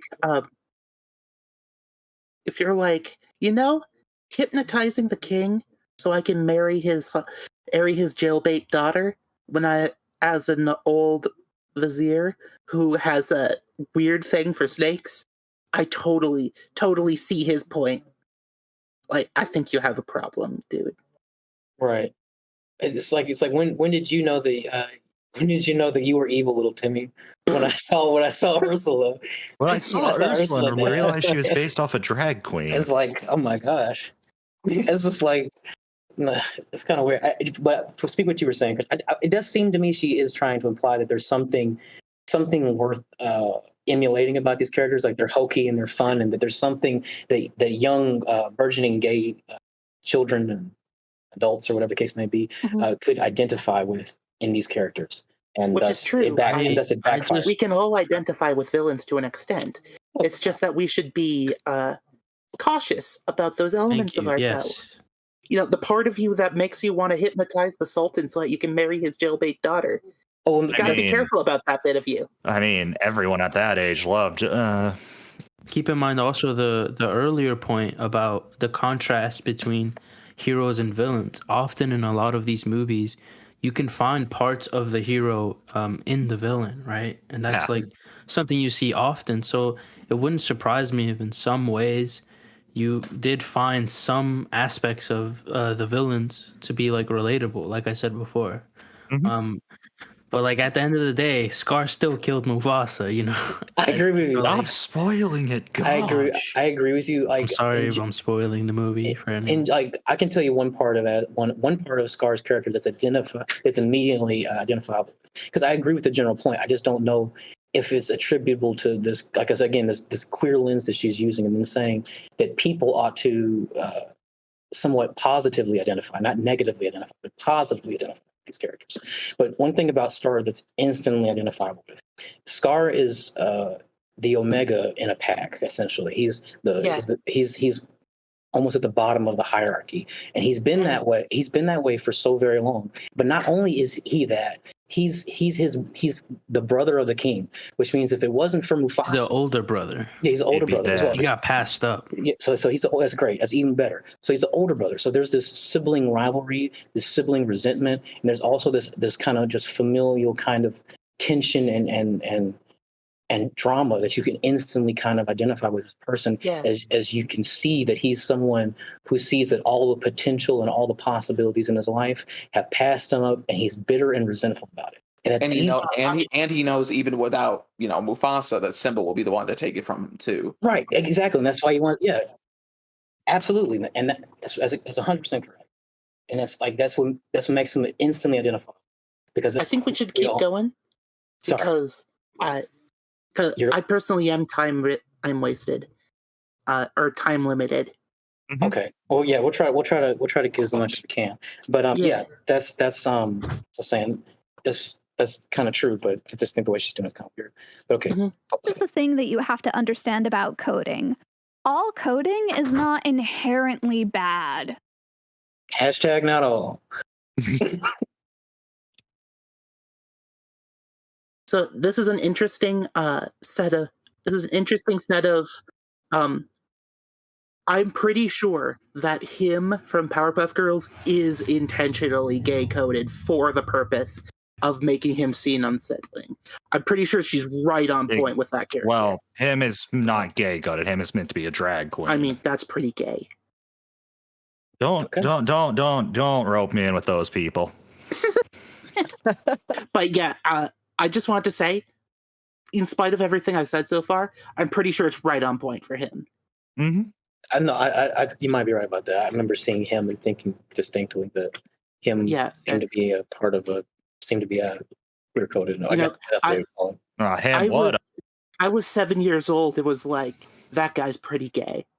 Right. I had no idea what gay was, but I knew it was him. I have no idea what gay is, but I knew it was specifically him. Okay. Yeah, so I just wanted to share that. Be gay, be literally Satan. Currently bad. It really depends on why the author is choosing to code a character and what that coding is meant to convey. Of course. When a corporation like Disney consistently codes characters as a marginalized group, like people of color or the LGBT community, no, we gotta discuss that. Specifically convey wait, going on. Audience Some of those characters that didn't, like a marginalized character for the guy from Pocahontas. Yeah, so one of them is Hades from Hercules. He's coded as a used car salesman because the voice actor came in and played him as a used car salesman. And they changed his design to reflect that. Yeah, he's a greasy used car salesman. I think of the straightest person in the room because he doesn't have time or money to be gay. Exactly. Well, I'm assuming that's probably the 1 second. There it is. There's that frame. So they have It's just Spanish. They have Hades, they have Jafar, Ursula, Captain Hook, and Scar. And what's the guy's name from Pocahontas? It doesn't matter. He's from Pocahontas. That movie's shit. Governor Radcliffe, is absolutely decadence. That is what he is supposed to be. Yeah, that's actually very important to the movie, is that he's not queer coded. He's just decadence. Kind of a rich asshole. Unless he's a legitimate colonizer. Like, he's trying to make money and suck the resources dry from the area. He's not like... I'm just confused what part of these are supposed to be minorities and... Well, the assertion is that these are all gay coded. Yeah, which is weird because Hook and what's his name are both just Spanish. She says individuals in America, these people are all minorities. Yeah, not Spanish. They're actual Spaniards from Spain. They're not a minority. As Hades is a minority. But the whole I'm sorry. The whole point is that this is like our media, like for that we're consuming within our culture, right? This part doesn't necessarily apply to the context within the story. It applies to the context within our general culture. Which, to like be that fair, here in the is real kind of world. how coding works. Right. You're Yes. like so like I totally understand why you would say hook is, just because there's so much pirate, Caribbean pirate aesthetic in the gay community. For some reason. Community. That's so but- much I'm learning today. I didn't know. Yeah, that is absolutely a thing. No one knows so why. No one but, wants to talk about it because it's kind now- of weird. The hook one, I totally get it. If you don't agree, you could say that they're just drawing on the same well. That's totally fair. He's just a It generic could go either pirate. way. It could go either way, honestly. Hook, Radcliffe, and Jafar, they're just decadent beyond belief. Mhm. They probably have some effeminate shit. They've got some effeminate shit in there, but that's to highlight their decadence. Mhm. You know? And remember, if being effeminate doesn't mean someone's gay. Yeah. Like, we haven't addressed this elephant in the room, but it's kind of a bit skivvy to automatically assume effeminate means gay. Yeah, it is. Mm. But, Was there something you wanted to say, John? You trying to say? Well, I was saying, like, the guy in the top right-hand corner, it's literally the idea of decadence. He wants gold line. It's like clothing that he can. like, this picture is literal. He's not saying I want to look fabulous because I've got a sparkly cape. He's saying I want to have so much gold that's literally woven into a cape, so that when I stroll into court, the ladies can't help but gush. He Right. just wants to be insanely rich. He's Right. just height of British imperial decadence. Mm. That's what he's intended to Spanish. embody. Like back then too, and I don't know if like maybe she's getting that from like maybe even the bow ties and like the hair and stuff like that, which generally nowadays would be seen in something kind of gay, but like back then, like in That's that turnout normal. period, that is like like the fairly normalized and stuff like that. the for, like, Yankee high class style society. that now looks really effeminate existed because it was supposed to be ridiculously masculine. Because that is how, by our standards, effeminate, regular heterosexual fashion was in those days. Remember, skirts To the and point high where heels used to be the masculine hyper clothes. masculine counterculture now looks ridiculously effeminate. and then the Hades one just doesn't make any sense to me, to be honest. Yeah, Hades. I'm trying to like steelman the point for Hades, but I honestly can't come up with anything. Go ahead, Chris. He doesn't Go ahead. represent a Chris was trying to say minority. something. Hold on. He Chris was doesn't trying to say represent. something. He doesn't have any gay coding. Well, he doesn't have any gay coding, but remember, he is a god, and there are only a certain amount of gods. So technically, mathematically, he is a minority. I suppose. I guess the thing is, go ahead. I'll say. Yeah, so I think more so the point that she was trying to make here, and I to a degree I sort of agree with this, right? Okay. Uh, The real point that she was trying to make is that a lot of these are all like villains in the story, right? And They are also. Well, it can all be of them like except within our Radcliffe culture. are really charismatic. Radcliffe is not charismatic. Well, yeah, sure. But He's too I edgy. don't know. I haven't seen I don't- Pocahontas, so I don't know. I don't even know what you would call Radcliffe. Is like he's less avaricious than the other ones, but is still more blatant. It's like I don't know. I think that they just missed the mark. Yeah, so but I think the real point that she was trying to make is that like we repeatedly have these tropes that like she says may be read as queer coded, and it's like always these people that are portrayed as evil people or villains, right? And that can be seen as like somewhat problematic. She also showed Maleficent earlier, which I'm sorry, no. Get that shit out of here. I wouldn't have a problem with what she said if she used the word maybe. I don't think she does. It seems to me like she's very clearly asserting that Disney has some kind of intent to use what you might call queer code language in order to portray these characters as I don't agree with that, right? I don't agree with that part. I'm just trying to elaborate on the point that I think she's making, right? Yeah. Okay. And she's just saying like one could notice this pattern of like this behavior, right?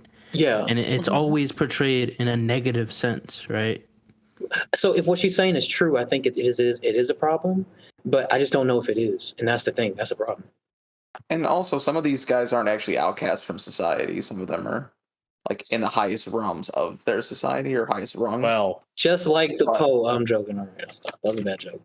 All right. Okay. Let's. Are we? Sorry. Did everybody Yeah. say? And we come back to Steven Universe. Okay. the let's- worst show on Cartoon Network. Okay. Let's go ahead. Ooh. Plow forward. When a corporation like Disney I said plow forward as we're 4 codes minutes in. characters as a marginalized group, like people of color or the LGBT community, in order to specifically convey to the audience that they are Specifically. evil, that is obviously not a good thing. I agree. Which but is who why knows? context and framing is so important. Yeah, I What guess is I don't- child? Maleficent is coded as a fucking demon. Yeah, basically, not as a gay. Where would she be a gay person? Any of that? One second. Hold on. She says context is important, but does Disney deserve I think context? that's what she was. I think that's Does what she she was do? pointing to, though. Mm-hmm. Well, when she says context is important, what she's saying, I feel like what she is saying is Steven Universe using coding their characters as lesbians, perfectly fine. Creepy as But shit. Disney coding their villains as gay is bad because it reinforces harmful stereotypes. Which I'm gonna say, no. It the gay community has adopted the stereotypes of decadence, which it shares in common with Disney villains. What are you The saying? problematic just- thing is that is what you are doing, not what Disney is doing. At least in my opinion. That's Right. my No, opinion. You're fine. I You're think fine. I think what she was pointing to is that the context is important. She was saying that it could be read in this manner, right? And then that's why the context is so important, right? Like Azor at the end said, like she's literally coded as a demon. Who said that? Was that Azor? I said that to you. I said That she's coded as a demon. she literally summons the powers of hell at the end of the video. Right. I think that's what she's kind of pointing Aesthetic to. is green fire. And- Okay, I'm colorblind, so it might not be green. And even I'm pretty sure it's green. Green fire and horns on her head, while the other fairies have nice done-up hair, and she's got that black cloak that flows out and has the impression of wing. She's coded as a fucking demon, guys. yeah, and even hold on, and even later on, she acknowledges that its context is important because she uses it when she talks about La Brava and the two little things from the Dragon Maid thing. She going to say La Brava is coded to be a child.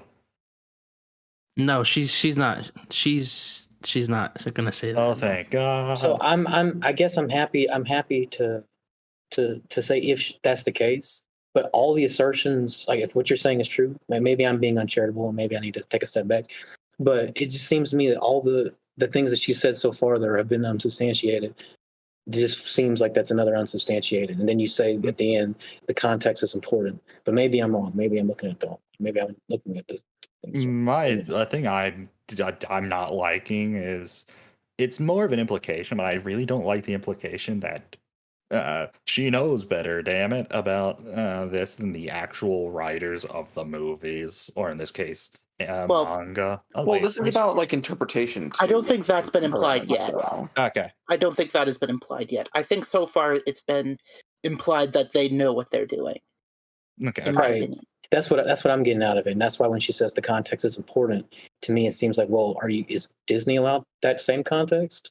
I don't know, but all right. Well, to steal man her point, the context of Disney would be the context of when the show is written and the greater cultural and that's zeitgeist.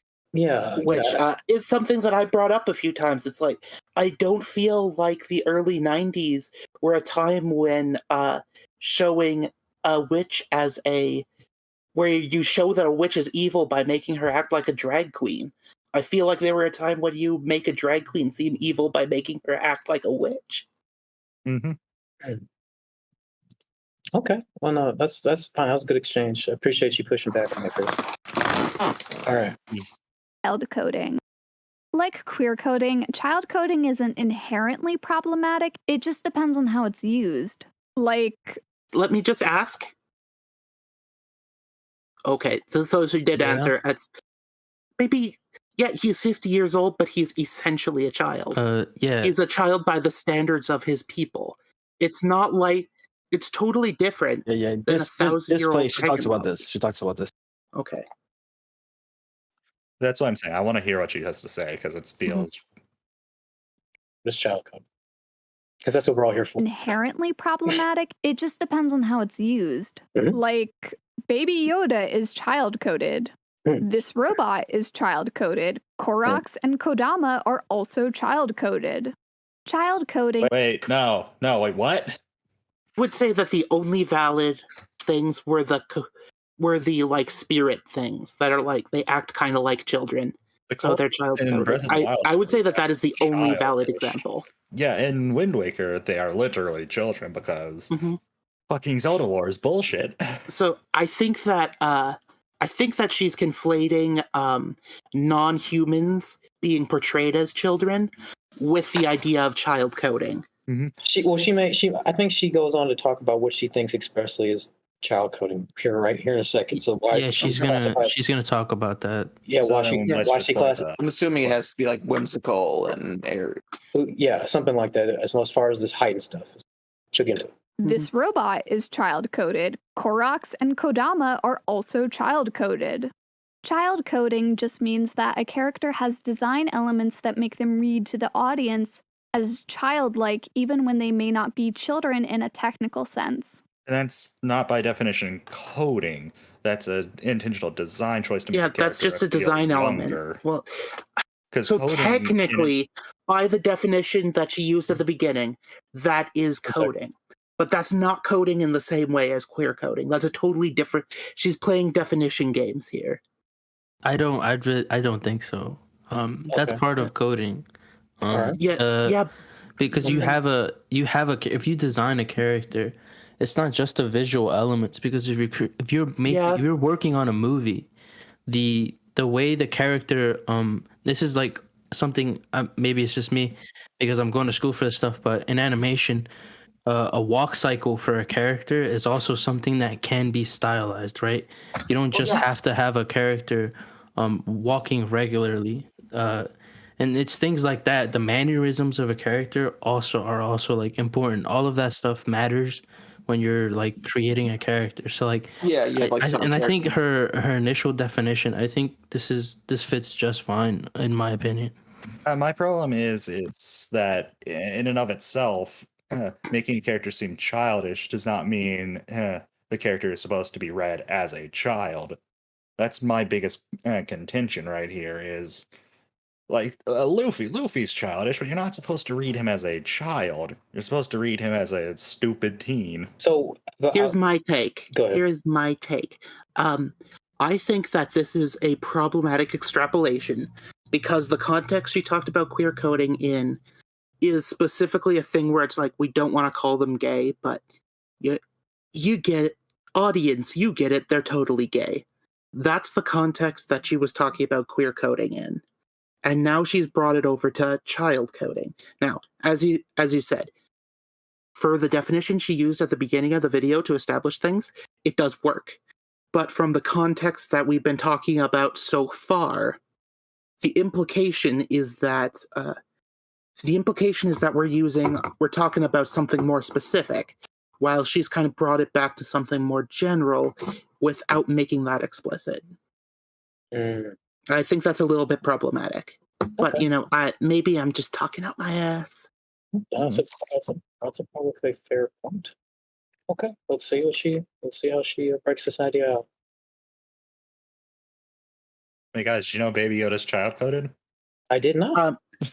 I don't know. He is I don't know about child-coded I don't know in about the- Bumblebee being child coded there. That's He the is point. child coded for the definition used at the beginning because in order to convey that he is a child, I was just joking. they explicitly said it, but they also used a lot of visual stylistic elements that are like this this character is young. She And is it's like, she is gonna explore Yeah. a lot more of this in terms of the visuals Okay. and all of that. No, I was just making a joke because we've heard that clip so many times now. I do think the example of B is a bit weird, but I do know that version of B is from a Yeah. kids show, so I can Yeah. understand them making. I'm not familiar with that enough to Yeah, I say. don't know that Yeah. version. All I'm gonna say is that visual design doesn't seem that way to me. But Well, Bumblebee's always been like the young, He's the unexperienced warrior. He's the smallest one of That's- them all. Yeah, he's young and inexperienced. He's Volkswagen. I guess so. Maybe that's what I do. Okay. let's move. Child coded. Koroks and Kodama are also child coded. let's skip ahead. Child coding just means that a She's there. character has design elements that make them read to the audience as childlike, even when they may not be children in a technical sense. Some of these design elements include being small, having big eyes, being naive or possibly no. nonverbal. Oh no, guys, I'm a child. Help! Help! My character decides a child. Oh no! You're being coded, Zara. I'm, Dear. What do you say? Sorry, were you gonna say something? I'm No, I just naive and often nonverbal, so I guess I'm a child. Oh look, Yeah. it's Zara's favorite show. Hey, Hey, hey! Land Zara of likes Lustrous B is stars. better. That's a great show. B-Stars Land is of pretty Lustrous good. is Yeah, better. it's actually not too bad. Oh, I guess is Haru supposed to be child coded? She says that. I would not say so. Haru is actually quite. I would mature. not say Haru. I mean, I don't know. I guess Haru's Judy actually Hopps is quite also mature. child coded. Yeah, it depends on how We they need go to with see what She's she not says. she's not done with her I know criteria. she. I know she's not. I'm just looking at her visual example. Poking and fun saying- at the visuals. Yeah, it's saying if the visual is meant to have that implication, then that's a bad visual. That's what I'm saying. Wait, Go ahead. sorry. what you The visual examples are, I will say, the visual example, like, the visual cues are not good in this video. Oh no, at all. the editing in this video is fucking terrible. As someone who's literally professionally trained to edit, no, stop. Just hire someone, please, for your sake. You Well, have a good script reading voice, so please just hire someone. I'm sure your videos will get even. Yeah, she does have a better good if you script do. reading voice. I'm not gonna knock her for that. right. Maybe have somebody else write your scripts. It's just, I feel like some of these I wouldn't go arguments that are far. pretty I think foolish. she could very much learn to be better at script writing. Yeah, I want to hear what she says about this though. let's Okay. go. Having eyes, being naive or possibly nonverbal. And when it comes to discussing child coding and how people throw the term around, we end up running into some problems with exactly what it does and does not apply to, because short women also exist. Okay, all right, let's go. They do. Yeah, I guess so. It's weird. Okay, so she is saying Haru is child coded. Okay, let's see where she goes with this because I that's think no, that's an hold on. example of No, hold on, something wait, that, No, she isn't. Hold on. She's saying she's a Just- short woman. Just let it That's play. why Because the they call it- Labrava example is a good example. I would just let that play first. okay. All right, let's see where she goes. Throw the term So around, my we end up apologies. running into some problems with exactly what it does and does not apply to, because short women also exist. Yeah, see, she's Take, keeping for on instance, Haru La to show that. Brava, Yeah, a she's just a small-time short villain woman. from My Hero Academia who is a short adult woman. Her design has elements that can potentially read as child-coded. She's short, her head is big, and her eyes are placed lower down on her face. Yeah. And I think the creators may have been aware of that possibility. No, he doesn't. Wait, hold He on. he just like let her small. finish. I'm just Yeah. saying that you can actually just read what's going through the creator's head. So yeah, assume without just looking is kind of meh. Well, if you have Hold on. I think she's trying to make the distinction between the two. So. maybe she is, but if you know where Koshi talked about that, you can pull it up, Zara. Maybe we'll talk about it. She's short, her head is big, and her eyes are placed lower down on her face. And I think the creators may have been aware of that possibility and made a few deliberate design choices to mitigate that reading. Like, La Brava is short, but she's curvy. And not just her chest, her 'Cause I'm waist to blind. hips ratio is that of an adult. She fits in with Hero Academia's style of cartoony, exaggerated silhouettes. Her voice actor is an adult who uses her normal speaking voice. Ugh, this is so frustrating. Whatever do you mean, Dub scrub. Oh god, the dub. The dub from My Hero is not good. I The just internet has no taste.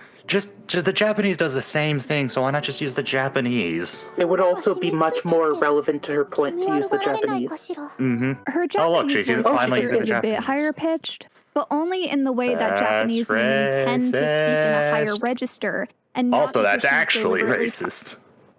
Yeah, that's super racist, dude. I don't agree with what she said right there, but Yeah, it's not that important, so we can. Well, skip hold on. that. I'm wait, curious. what'd she say? What do you mean, Arrow? Yeah, I'm curious. She said that Japanese women tend to speak in a higher register than American women, which I think is That's partially generally an true for a lot of aspect of the voice language. actors. So. An aspect of how the language is handled. Like, I'm not saying no Japanese women speak in a lower register. I'm just saying that when I was learning Japanese, I found myself automatically speaking in a higher register. Just Yeah, because that's the of how thing. the That's language just is how the constructed. language works, because I know plenty of people who know Japanese, and that's a common thing. It's due to, I believe, the pace along with just the pronunciation make you talk both Yeah. faster and by. I mean, it might also be because of our like stereotypes we have about the language. So I can't say for sure or that's the maybe. mechanics. That is true. But I will say that in my experience, when I was learning Japanese, I found myself speaking in a higher register. And that was when my natural speaking voice was quite a bit lower. Why So- just You gotta stop watching all that anime. I know, right? Okay. Her Japanese voice actor is a bit higher pitched, but only in the way that Japanese women tend to speak in a higher register, and not because she's deliberately trying to sound younger. La Brava is romantic. Sorry, I just really want to touch on that because I don't know where she's getting that from. Right. Okay. Like, I literally speak to Japanese people like every day. Right. A large section of which are girls, and that is not the case. They speak how they speak, right? Mhm. And Yeah. to say that somehow a voice actor isn't doing acting is kind of weird for me to hear. Well, You know? I think what she's trying to say is it's not it doesn't read to her as something intended to be childish. I think that's what she's trying to say. Mm-hmm. Okay. I totally understand your quibble with how she put it. A lot of her wording so far has been sloppy. Brought it up a couple of times, Right. but that's something common to a lot of YouTubers. Mm-hmm. Redraft. Redraft, rewrite, re-edit as many times as it takes to get a video that's not bad. Involved with gentle, but again, in the text, they are both explicitly consenting adults. And if you think that short and tall people can't be together, you may want to take a moment to check yourself. Okay. It's a weird. I point. agree with this.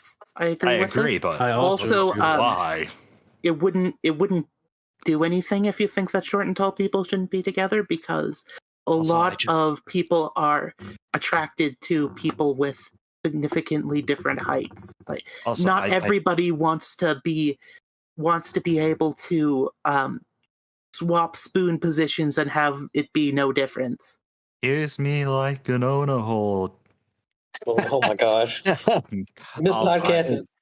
Everyone knows that the average height for the woman is 5'4". And everyone knows the average height of the man is 9'8". I thought it was True. 5'6". Is that No. sorry? No. One of our mutual 5'4". friends have told us this. 5'4". Okay, my mistake. You're gonna make her angry. She's gonna hear us. Yeah, she just somehow burst into this voice call. I'd let her in. Oh my god. Marv, don't I let her in. wouldn't. Marv, please don't let her in. I let the wrong one in. Yeah, Oh, because I let Ari in, and it just somehow suddenly we can't post this on YouTube anymore. Oh man. Okay. All right. La Brava, as child coded, it's not really an issue because her character isn't sexualized. This is what I mean when I say that child coding isn't inherently a problem, but it becomes one when the characters are not explicitly adults and are also being. But you said it doesn't matter. You said in a lot of cases it doesn't matter because it can be implicitly coded like that. Yeah, that's what it Oh. seems. Yeah, I guess that's fair. She did talk What about. did she say? I'm sorry. gonna wait for her to have an example before I tell her why she's wrong. She brought up how if a character is explicitly stated to be an adult, even if they're child coded, it's okay. But the definition she gave is that coding can be implicit regardless of authorial intent, which comes off don't- more like she's trying to excuse certain design choices she likes. remember that. I don't remember her saying regardless of authorial intent.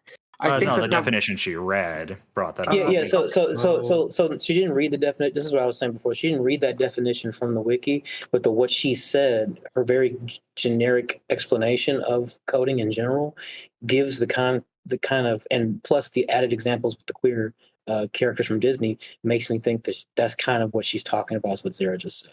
I agree that there is some of that implication. I'm gonna give her the benefit of the doubt and say that she does not intend that. Yeah, You can only hope she doesn't. Yeah, that's the point. It's just she's unclear in so many different parts. It kind of seems you're not sure where to get it. This is actually why I said that she should have somebody else do the script writing, because a lot of her wording is sloppy. Because it can mean a lot of things, and it can. What I'm sorry. What I got from this part was just that she's like I was saying earlier, she's acknowledging that context is important, right? To like figuring out whether is this child coded or not. Yeah. Right? So as I understand it, she's saying that the problem is when something is child coded, but also sexuality coded. Yeah, like she has. The idea is she has 3 criteria for this. She's not. Now, I personally am going to have a hot take and say that's not necessarily bad, because children do things that they see adults doing. They should not. The time it's bad is when it's when we see things that are that seem to read as children totally like it when adults have the sex with them. That's when it's bad. Not necessarily when it's like, look at this kid being silly. They think they can do the sex too. Well, I guess that's a very different idea. So this kind of makes me feel. This is how she thinks. What was her issue with what's her name? Kana? With the Kana. What's her issue? Yeah, it's Kana. What's the issue with Kana at the beginning? The issue with Kana is that she does not make the distinction between the two. It's Kana is the joke with Kana is she thinks she could do the sex even though she's a child. Isn't that silly? But she doesn't see that as any different than something intended to say children like having the sex with adults. I guess. It kind of I might be being uncharitable with this assessment, but I'm pretty sure that that's where it's going. There's not a real difference between the two. They're both equally bad. Now, I don't especially think that the former is that funny, just because, because of my own context. I grew up around a lot of people who were abused. I won't get into that in the lighthearted podcast. So because it's a little too real for me, I don't find it very funny, and also likely because of my culture as well. But I think that it's inaccurate to say they are both equally bad. Yeah, I understand your point. She just said something about the characters being expressly not older. That's what makes it a problem. The character isn't stated to be older. I wonder where she would get with characters where in a show like Monogatari, where you have Shinobu, who is, I guess, in all terms, explicitly minor coded, as someone might see, but she's actually like the 1,000-year-old vampire loli. Probably gonna. I would say that she would probably say that it's not explicit because it's not said that for a vampire this is an adult. That's my guess. Like Baby Yoda is 50 years old, and it's explicitly stated that that's the equivalent of a toddler for that species. I'm and it's not, not I'm not, explicitly. I'm not familiar with I'm not familiar with that Monogatari example. I'm not but if either. she- I'm just making a. she- I'm just making yeah, an educated she guess. she is going to address something similar with Kana. Okay. And Thousand you'll Girls see Dragon again that Ball. again context is like really important, and she gives a decent amount of evidence for that one. Okay, if she believes can only that, then if she believes that in relation to the kind of the general lowly question, like kind of comes up, I'll probably end up agreeing with her. Honestly. Okay, let's go. Despite the way she's kind of characterized things so far. This video and how this all applies to Dragon Maid. So in the case of Dragon Maid, like putting Ilulu aside, like we're not even going to get to her yet. We have to address that Kana is designed to be a child and is also sexualized. I'm gonna need some hard evidence for that. No, I think I haven't seen Dragon Maid. She is gonna put up some evidence. You can take my weeb card away. I haven't seen Dragon Maid, but all of the actual clips of Kana I've ever seen have been just her being a kid designed dragon. You know, I think I've seen some mighty sexualized lowlies in my day, and I do not see it with this character. I watched Fate Apocrypha. I've seen some sexualized lollies. I think most of what Kana's sexuality ends up doing is it's the sexuality that the girl that she hangs out with, I forget her name, puts onto her a lot of times, but it's also these kinds of rambunctious situations where, in Japanese humor, they have people do stupid and silly things sometimes, and they end up in a precarious situation with their on their head and their dress falls down. You can see their panties or something stupid. Yeah, like that stuff isn't sexualized. That stuff's done for comedy's sake. Well, sexualization can be. It can Comedy be both. can be sexualized. Yeah, it can. Thank you. Yeah, it's not mutually exclusive. I agree. Yeah, but you do need to have. You do need a better argument than I said it, therefore it is. Right. Mm-hmm. Okay. So, all right, let's go ahead. I'm gonna back up just a second. To bring it full circle. Oh, sorry. Considering this person's avatar, I wouldn't be surprised if they just see sexuality in a lot of things. Okay. Wait, why do you think that? I'm kind of curious.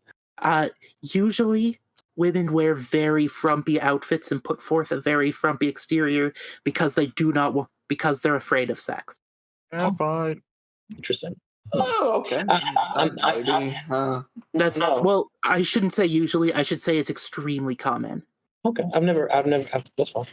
I was just asking what you thought. I can see that, but I've experienced the opposite. Oh yeah, it's not all the time. It can also be due to social awkwardness. The trope of the uptight Christian girl. Come on, man. Oh, that's different. That's different. Azor knows what I'm talking about. The Catholic girls. Oh no, guys. Oh no, guys. I'm just bringing up a stereotype. There's a difference between intentionally frumpy, and which we know that she is because she can make very good art. She showed some very impressive illustration before, and has understands character design. So this is definitely intentionally frumpy, rather than she hasn't shown social that she awkwardness. understands it yet. I think she's not. I think she gets it. She has enough of a good. From what I've seen, it seems like she gets it. Yeah. This is not necessarily conscious. I'm not accusing her of thinking all of this out. I'm mind reading here, so could be wrong. I think that she is unconfident in her own sexuality and has projected that into a frumpy. I don't know. I think that's a lot of projection going on. Well, it may not be projection. It may just be an intuition. It could be assumptions. Yeah, it could be an assumption. I just asked what she thought. I'm not saying this. Yeah. I just wonder why she said that, because that just sounded like something interesting. Yeah. No one has to take that for fact. And if she's listening to this video somehow, some way, we don't mean anything bad by it. I was just asking a question. I'm just saying. Yeah, there's no way she's you put all this out there. She probably won't. She probably won't. But it's just an. I expect ringing in the comments from her. She does after I look through her Tumblr. She's gonna call me a pick me. Oh no! Nice pick me. I do kind of want to maybe push this a little bit faster, just in case, because there's some stuff like I kind of want to talk about after this about Noralities that might change everyone's kind of perspective on her. Hold on, can you go Fair back enough. just a little bit? I just want to see what the character design looked like. Okay. You mean Kana or? So in the case Ilulu. of Dragon Maid, like putting Ilulu aside, like we're not even going to get to her yet. We have to address that Kana That's what you want to see? Yeah, I was just is looking like she's designed talking to be a child and is also sexualized. Now, right out of the gate, some people will try to argue that she's not technically a child because she's a Also, liking and defending Lulu doesn't mean you're promote Supi or Pedo. It just means you respect Narcissus' blood, sweat, and tears. I'm going to say Leo Annie was recovering from an arson attack since 2019. If a Lulu character design can cause you to flame them, you need help. She's over 5,000 years old. She just says she's 16 because of appearance. Interesting. Okay. I mean, if That- characters can make you cry, you should leave social media. You need some help. Yeah. Hold on, am I still So a lot of people should leave social media. Everyone yeah, should. social Social media- media probably shouldn't Social exist. media is soul cancer. Hold on. Am I still echoing? A bit. Yeah, we can hear you. No, am I echoing? I said you hear That's what I'm saying. A bit. There's a tense a bit. You all right there? You can go ahead. I'll just figure it out. Okay. All right. a dragon and they age differently, and she's really like 1,000. But even by dragon standards, she is still a child. Okay. Toru and Kobayashi act as her adopted paternal figures. She goes to elementary school and is in the Paternal 3rd grade. Yeah. She's Parental figures. Paternal I think- figures means dads. Yeah, I don't think that's what she meant It's to say. misspoke. It's just a Mhm. misspoke. Should have re-recorded It's the just line, but it's no problem. ironic to have that particular misspeak of a lesbian couple, but you know, That's work now. Yeah, that's I'm just saying. Oh wow, We was all some make shit. mistakes. That was some. Woo, that was spicy. All right, let's go. On her trivia page, it states that her human yes, mimics the that of most an 8 or valid 9-year-old. thing. She is The most referred to as a valid child. thing. Fan wikis, fucking just brilliant. Yep. We just always need to cite fan wikis anytime we need to cite something. Not going to the actual literal citation that fan wiki has. Nope. Just gonna read off the fan wiki. Hmm. She's gonna provide more evidence. Okay, let's give her a little bit of her space. I'm gonna back up just a second. Mm-hmm. In the 3rd grade. On her trivia page, it states that her human appearance mimics that of an 8 or 9-year-old. She is referred to as a child in the text multiple times, and she is also wearing thigh highs. Yes, and Oh no! thigh highs aren't inherently sexual. No, It's well, people like you who make them thigh highs- inherently Wait. sexual. I think she They're has a just good point here. Hold on. stockings. Okay, I I think she has a good point here. Hold on. Okay, let's let her have it. Thigh highs are a sexually charged piece of clothing Sexually charged. in a way that stockings or knee socks just are not. No. Sorry, somebody pause. I gotta bring this up. Thigh highs are just stockings. They're just opaque stockings. Go ahead. Just real quick, she's about to mention something important here that I think is like really relevant. Okay. All right. This term that refers to the gap between the skirt and thigh highs that was popularized due to anime and moe subculture. If she were just wearing socks or even stockings, this wouldn't be a problem if the framing didn't also sexualize her. I'm going to very No, I completely disagree. The framing she showed was inherently not sexualization. Well, yes, I think they she's could have about to. used. She might be about to show something, but so she's saying, okay, so the argument we're getting here is that not only the fact of the matter that Kana is very clearly mentioned several times to be a kid, even though she's 1,000 years old or so. The fact of the matter is that she looks like a kid, she acts like a kid, she has parents to take care of her, but also it's the fact that there seems to be this kind of direct sexualization through the use of her clothing, angles, as well as a particular trope that she's applying to with her clothing.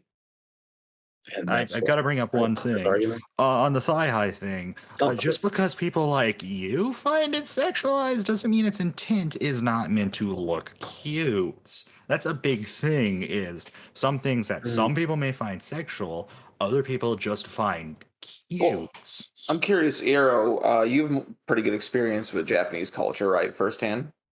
Yeah, pretty much. Like, is that something that's kind of accurate in terms of, like, the Sources clothing and stuff like that? Wikipedia, not actual anything that matters. Well, Zettai, Yogi is like, that's anime / like moe like culture, right? And that, it's Moe. Okay. yeah, so it's not like real life made that. That comes from like art, right? Just stylized depictions of characters, of people, right? It's idol culture. That's hyper reality. It's not real people, right? They're playing characters. They're playing idols. So Well, that's I mean, why kind of. that's why she was showing the grade, basically, of those thigh highs or the socks and stuff like that. I'm wondering how it relates necessarily to real life. In Well, that people sort of do way. wear that, but again, I don't think it's like that. It's I don't like think it's saying a crop top is inherently sexualized. Yeah. It's not inherently sexualized because other people sexualize it. It's an article of clothing. The I fact that agree with strippers that. wear it doesn't mean doesn't mean a teen wearing it is inherently sexual. Exactly. I agree with that, but we have to also like take into account the subculture that this exists within. Like I don't think it's a crazy statement to make that some of this stuff is sexualized, like which it often is in anime. I don't think that's like my response to crazy that thing to is, say. I wouldn't just disagree because with Chris something on that. sexualize it doesn't mean it's always a sexualized thing. What'd you say, Eric? Given that camera angle she directly showed, Well, there's that going to be was some not being implicit like sexualized. I'm saying that one, you did a pretty good summary of her points, Viv, but I'd also agree with Chris, right? It's context. We know how it's used often, but at the same time, this is kind of what we talked about way in the beginning, where it's like this is also like a cultural aspect. It's a trope, right? I'm just trying to make sure that I'm understanding as she's building her argument, if whether or not these aspects she's pointing out are building actually into the greater point she's making. So what you just mentioned with how do you call it, Zetaryugu Reiki? I forget. Absolute territory. Just call it that. Okay, so yeah, so however these thigh highs are built within the subculture, like you said, moe culture. Well, moe culture to me is not, from what I've seen of it, isn't inherently sexual. This is a part of moe culture. Cutesy. It's just really cutesy. Now, whether or not they take that and sexualize it later is different, but through the camera angles and the behavior of Kana is different. But just her having that piece of article of clothing in the way that she has it isn't inherently the case. That's what I'm trying to say. I'm just trying to see how she's building her layers. That's all. So anyway, moving forward. If anybody else has anything else to say, no. No. Okay, let's go ahead.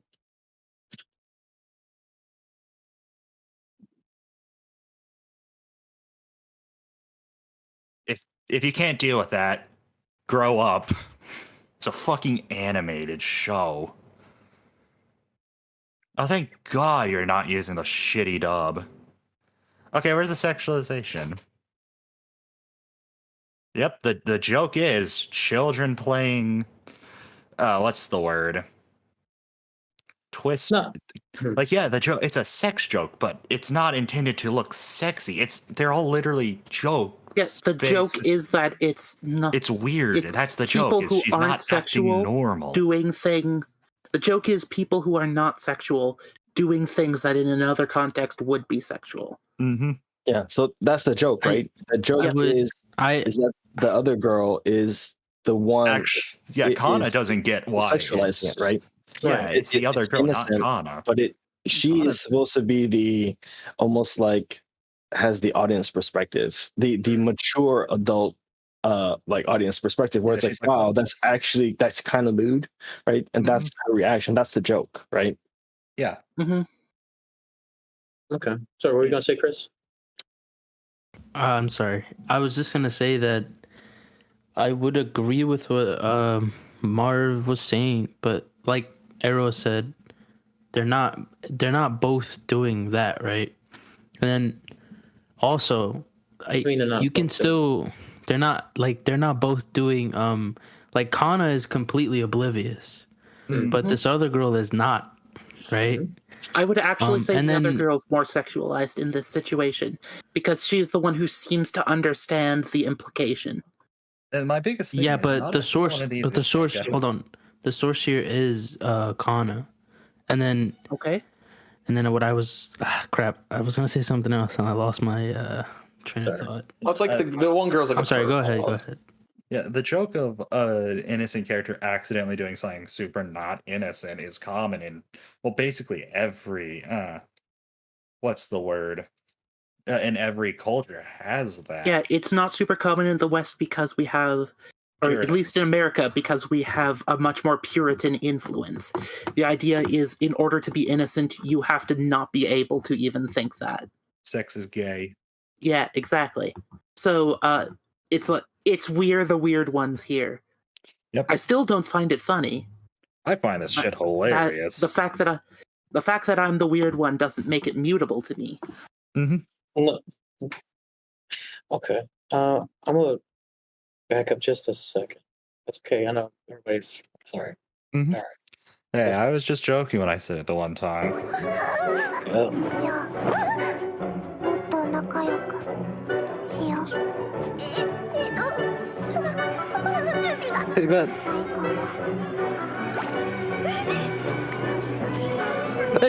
Are you? This person's stupid. I think that feels like it's expressly for the comedic effect there. Maybe no, I'm all wrong. of this has not been sexualized in the slightest. Like, The only sexual thing here is She's I would sucking say on that the portrayal of the other girl is as if she were more, in the context of anime, as if she were more of a sexual agent. Yeah. So like I hard disagree. yeah, and I she's think- not I even think being the other sexual. girl's She's just like like, a perv. The what other the girl's like a fuck is perv. going on? type of Yeah, the other girl's So, like a wait. What about the camera angle where it's like None of The camera angle, I think, she's could on be top of her. that could be She's argued. on top of her, and then the camera is literally pointed at Kana's chest, and the girl Hey, is look. staring at her chest. My problem I is think this is. I think that's most. not I think sex- most that camera of angle these. is not sexual, as it's not in the focus. It's there because, in order to keep the building block of the scene, you need to have Kana there. Otherwise, the scene would lose any form of cohesion. That's. Maybe, but that's I the wouldn't have Like, put no, that.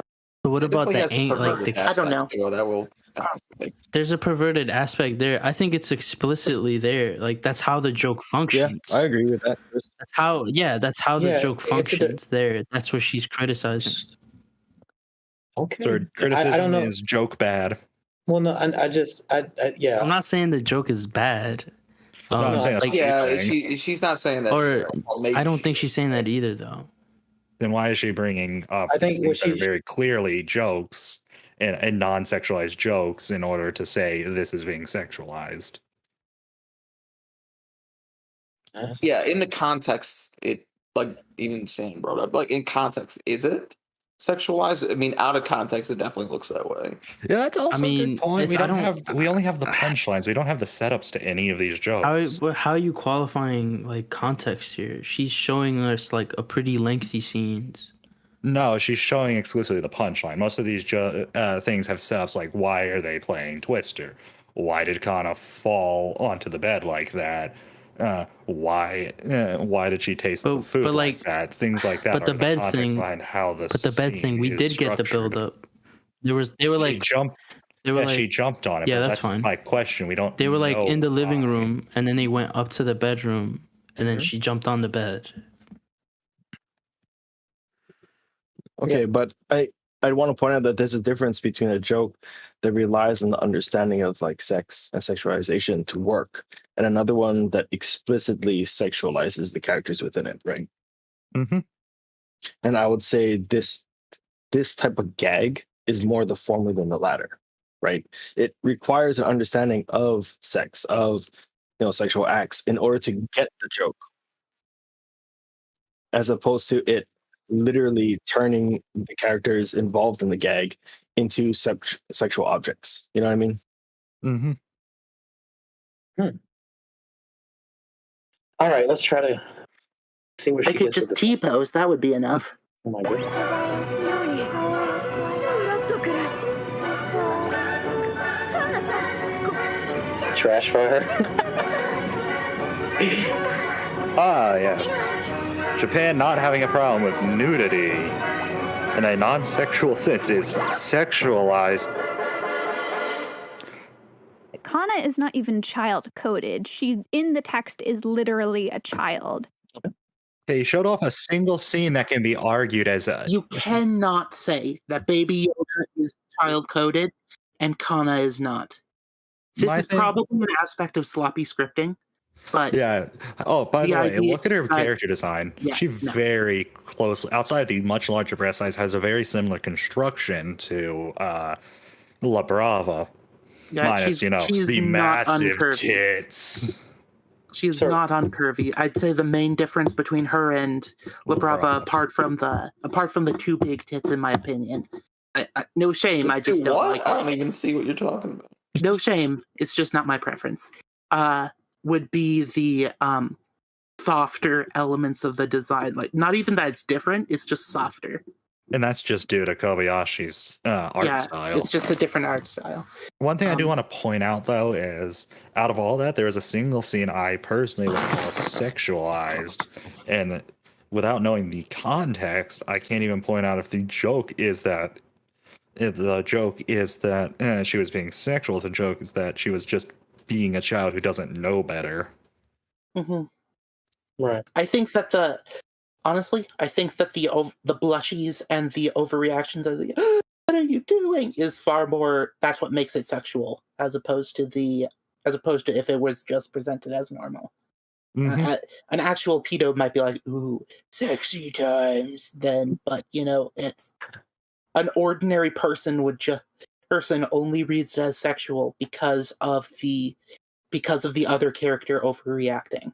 Mhm. Right. Also, we haven't even gotten into any pedophilia or child porn. What is wrong with her? I was promised. I'm assuming that she thinks that these scenes with Kana have some overly. Well, we still have like tones, but I there's could- still like 9 minutes. That's true. eight and a 9 half minutes to minutes fulfill your left of this. promise. All right. I've got my FBI agent primed and ready already. Let's. I know. I got my my reusable FBI badge / gun ready to pull it on her.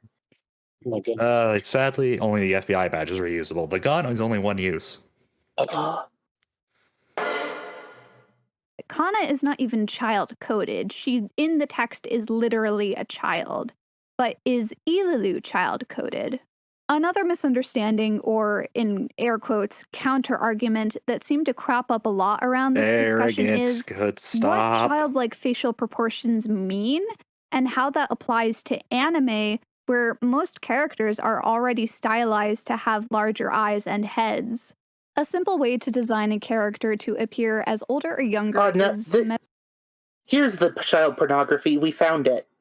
Oh my god. Oh my god. Okay, I can't keep that up on the screen, guys. Let's move Yeah, on. measure can you how many please? heads tall they are. Note that most people are not going to be 8 heads tall. Like, this guy here is a 1/4 inch short of 7 feet tall. How many heads tall you are is going to vary from person to person depending on your height. For instance, I'm 5'4", and if I measure the length of my head, I'm roughly only 6.3 heads high, which proportionally ends up putting me in the 10-year-old boy category, which is frankly not very surprising. Ha! Sure. Wait, so what is this worth? Yeah, I just want to point out that It's basic anatomy construction, which It's character design stuff. well, I get that, but she brings up this metric, right? Mhm. To supposedly explain one of the ways we can tell if something has childlike features or blah blah blah, right? Mhm. She's an adult woman, and she uses this. Oh, metric, that's just and self-deprecation. she doesn't even. it's a It's purely the- self-deprecative joke. It's My thing I would bring up it's is more American of the frumpy part. stuff. She's acting frumpy in addition to portraying herself as frumpy. Yeah, one thing I would bring don't up necessarily is mean if you watch this Normalities, I don't necessarily mean that to disparage you, but you know what I'm saying. You know. hopefully But because I I, don't know, sure like, shit don't. do you get what I'm saying, right? She's Mhm. she's using this metric, right? Yeah. And then she applies that metric onto her own body proportions, Even if it's and for a it joke. Which and it does shows that poke a she's hole 10 with years it. 10 years old when she's obviously not. A 10-year-old boy. Yeah, 10 If year it were a Yeah. 10-year-old girl, she wouldn't say it. I mean, I Even don't if see- it's the same, This is it's just a, self-deprecating because she's comparing herself to a 10-year-old boy. Go ahead. I just wanted to point out that this would like only meet and she's not done explaining like what this has to do, but this would only meet like one of the criteria, right? Yeah. Like, you gotta remember that there's 3 whole criteria that like has to be met, right? In her subjective opinion. And that's no, it's fine to say a plurality of examples creates the whole picture, and that's fine. I'm willing to. That's fine. The more examples you can have, the better the picture comes into focus. So Yep. it just seems to me when she's using this metric of heads, it's just an unreliable metric, and kind of weird considering the fact how it even applies to her, even for the sake of the joke. Go ahead. The child to match the adult's height, you can see that the head of the child is twice the size of the adult proportionally. And if we resize their Okay. heads to be the same size, we can see that the child's facial features are much lower down than the adult's. Okay. So when Okay. I see people argue that Dragon Maid is just in the classic anime moe style and everyone is chibified and cute and that there's no difference between Kana and Toru, I can agree that Okay, saying there's no difference between Kana and Toru, that's fair, but I thought we were talking about I- Ilulu. I'd also just flat out say that is She's a gonna strong return to man. Ilulu in a minute. Yeah. Yeah. So the point she's making is what's primarily the indication outside of the height is the facial features or the location of the eyes on the head. This Ah, seems fuck, I very can't believe I'm child this coded seems again. very church mom worrying about what's her name? Skull shapes. But anyway, yeah. Okay. is stylized. But there is a difference if you are actually willing to look at and take the time to compare them. Okay. Measuring them by how many heads tall they are, we can see that Toru is just under 6 heads, which seems about right for the average Japanese woman. Meanwhile, Kana is only 4.5 heads tall, which gives her the Gosh. proportions of a 2-year-old. I don't know what you were expecting at this point, frankly. Let's compare her facial proportions. If I select this image of Kana and overlay her on top of Toru, and when I resize her head to account for the perspective and have the chin line up in the same place, There's no you can see perspective that difference. Kana's eyes are significantly Oh no. There's a big problem. The big problem is mostly with the expression being completely different. This is why you need a neutral expression, which let me put it like this. Why did you not bring up their reference sheets? You went for a very specific, slightly Kana's off. I'm pretty sure that's like always Kana's neutral expression. Yeah, no, my biggest thing is It's not, yeah, Toru's neutral expression. That's the point. The point is that Toru's has I don't know. It doesn't I don't it doesn't see look like her eyes would be higher up in that expression. when you talk But about I guess I don't know. when you talk about character design, you need to be using their reference sheets as that's the most basic way they'll look. And the fact that she's using a random still instead of that implies to me that there's something off about the That example might if just she were be to use the character. it might just be more sheets. sloppiness. Like she saw this one and didn't think about the character design sheets. It's possible that this is just being sloppy. It's a bad example. It's a bad supporter Yeah, example. But I think it's she's. not- Go I ahead. don't think this is enough to prove ill intent. Okay, so it looks like John's going to head out for. Sorry, Ezra High is going to head out for the night. Hey, yay! I'm not the first one to leave. You have a good night, man. Have fun. Dun, dun, dun, dun, dun, He dun, shall dun, join dun, us dun. later Mhm. for other podcasts. Hopefully. All right, John. Yeah. So for this, just for example, that's all. It's just another one of her issues with her. I guess maybe script buildings. Her the examples Yeah. that she's using is kind of really. She might be right, but her examples are not good, and she doesn't seem to. Sorry. I wouldn't say that it's not good necessarily. It's sloppy. And sloppiness can be extremely persuasive because if you don't recognize it, you can just assume that, oh no, they mean what I think they mean. Right. And you can insert your own more powerful arguments. That's actually one of the reasons you shouldn't be sloppy, is because it's very, people can agree with you for the wrong reasons, and then that is how you get, oh, you're a liberal, you clearly support murdering babies, is Right. because of sloppy argumentation on both sides. Right. So when I say it's sorry, I say it's bad. Like, she's given enough examples about Kana in particular that I think she substantiated that Kana is what you would call child coded. I think it's. I think that's fair. I think it it's- is fair to say that Kana is child coded. Yeah, I think it's fair to say Kana is a child. I do not. Yeah, I do not think it is fair to say that. From what I've seen so far, while I think it's fair to say that she is the subject of many dirty jokes, I don't think it's fair to say that she is the subject of content aimed at child predators. At least with the official stuff. Well, I don't know if she's made that claim yet. Let's see if she does get there. That's not.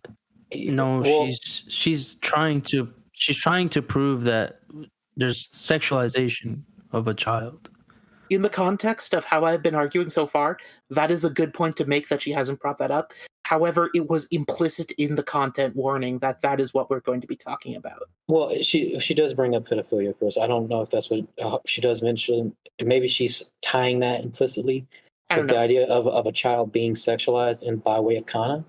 But I'm Maybe. not. I don't know. But that's she mentioned that, but that's like really different from. I just want to say, like, that's a claim, like, I want to consume as much of this before I have to go. Okay. All right. Well, you want to finish your point, Chris? Yeah. It's a different. No, I was just gonna say it's a different claim to say that this is content aimed at child predators, right? That's something completely different. I think that's implicit with the claim that something is to build on that. Children, if it's not aimed at child predators and no child is being harmed, what is the objection? She might just not like children being sexualized. I think that's fine. Mm-hmm. But I'm not going to get into that debate, so I will concede that point. Yeah, I do think she's not been doing a good job to show that Kana has been sexualized, but that's her moral intuition. I think there's a bit of a. We've just had the conversations. We'll charge them. Mm-hmm. Yeah. And less defined, which is a feature that signifies that she is a child because she was designed to look like a child. Wait. Okay. She's actually. I want to actually measure her.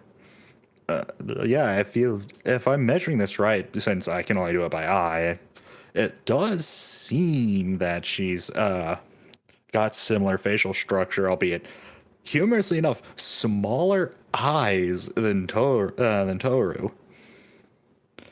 Just from an eye shot look at them, I'm trying to see off their heads. It does seem like Toru's eyes are slightly up, but they are bigger. But that's I think that's just an element of how the eyes are designed differently. Yeah, keep in mind, Kana has a naturally neutral expression, so you actually do need to add a few pixels up to her eye for the top of her eyes. Okay. Same for Ilulu, we can see that she's proportionally the same as Kana. And if we overlay her on top of Toru, we can see that her face shape is a little bit more defined. Okay, I don't think I can attribute this just to being sloppy, because she was literally just at the reference sheet. Unless it's being lazy and she found she used this one, didn't know about the reference sheet, found the reference sheet, and then this is filmed out of order. Unless that's what happened, there's no way I can say that this is just a sloppiness. This is definitely intentional. Okay, yeah, that does seem like a bit of misrepresentation when she could just use the neutral expressions. No, I'm too lazy to bring the photo reference up in GIMP and show an example of doing it myself. But I recommend to anybody with even the most basic of photoshopping skills, do that and see if we're talking bullshit. And if we are talking bullshit, tell us, because we want to know. We do not want to be bullshitters. How fast can you do that? Stanton, our technical producer here at the ACR podcast, it's our ARC, my mistake. The ARC Yeah. podcast is working tirelessly and diligently all the time to provide you guys with great content. So you guys, we don't need to burden Stan with that. We appreciate him, but anyway, We let's. stand Stanton. Yeah, Don't we worry, we pay him stand, a and we reasonable hope that you fee. guys over there in the comment section stand too. Give Stan some love out there. Then don't worry. All right. We You do can't pay do it him while we're reasonably. recording. We pay him $0.00, just like a producer should be paid. Oh my gosh, But this is slave labor. it's okay.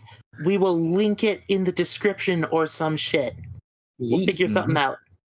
And if we're talking bullshit, we will admit it, because we do not have any agenda beyond hopefully making people laugh and making people stop using sloppy arguments. Or just stop watching AnyTubers. Oh, that too. That's That the too. dream. But So does that kind of make sense, Chris, with what they're saying? Do you see? Because you're. I mean, yeah, that's a fine critique. Yeah. Yeah. Okay. yeah, I think that was a bad thing to do. She should have at least absolutely best. If I dig deep down and find my generosity, I'll say she thought it wouldn't be dynamic enough and wanted to use different pictures. That could be, but it's hard. If you're making an argument like this, you should try to be in my opinion, you should be precise over trying to be like, wow, wazing, bazow. Because you can be precise and be and use your voice and your mannerisms to be entertaining, as opposed to being like, here, check out this dynamic picture that I'm using, when I could be using a much more precise one. That's true. It just makes your argument, even if it is not with malice, it makes your argument look bad. Right. I agree. Right. Okay. Awful. Okay.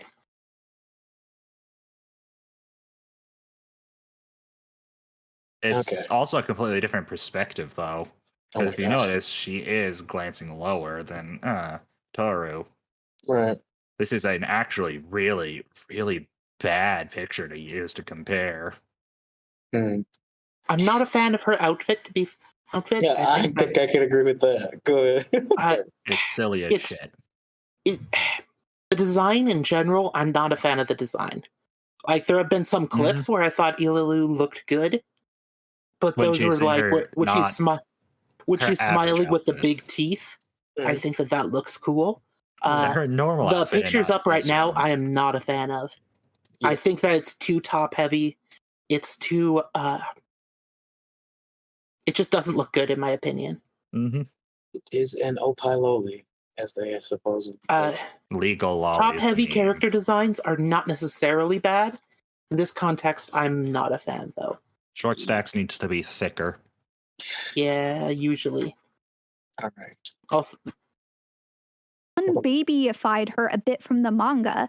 That's And just listen, art style I tried difference. this with La Brava, and yeah, she's not even 4 heads tall. But again, La Brava is in the text inarguably an adult character. Oh no, we've got that's to a very fucking different address argument. this.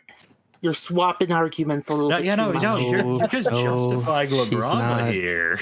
No. Why is she bringing? That has always been a part of her Go ahead.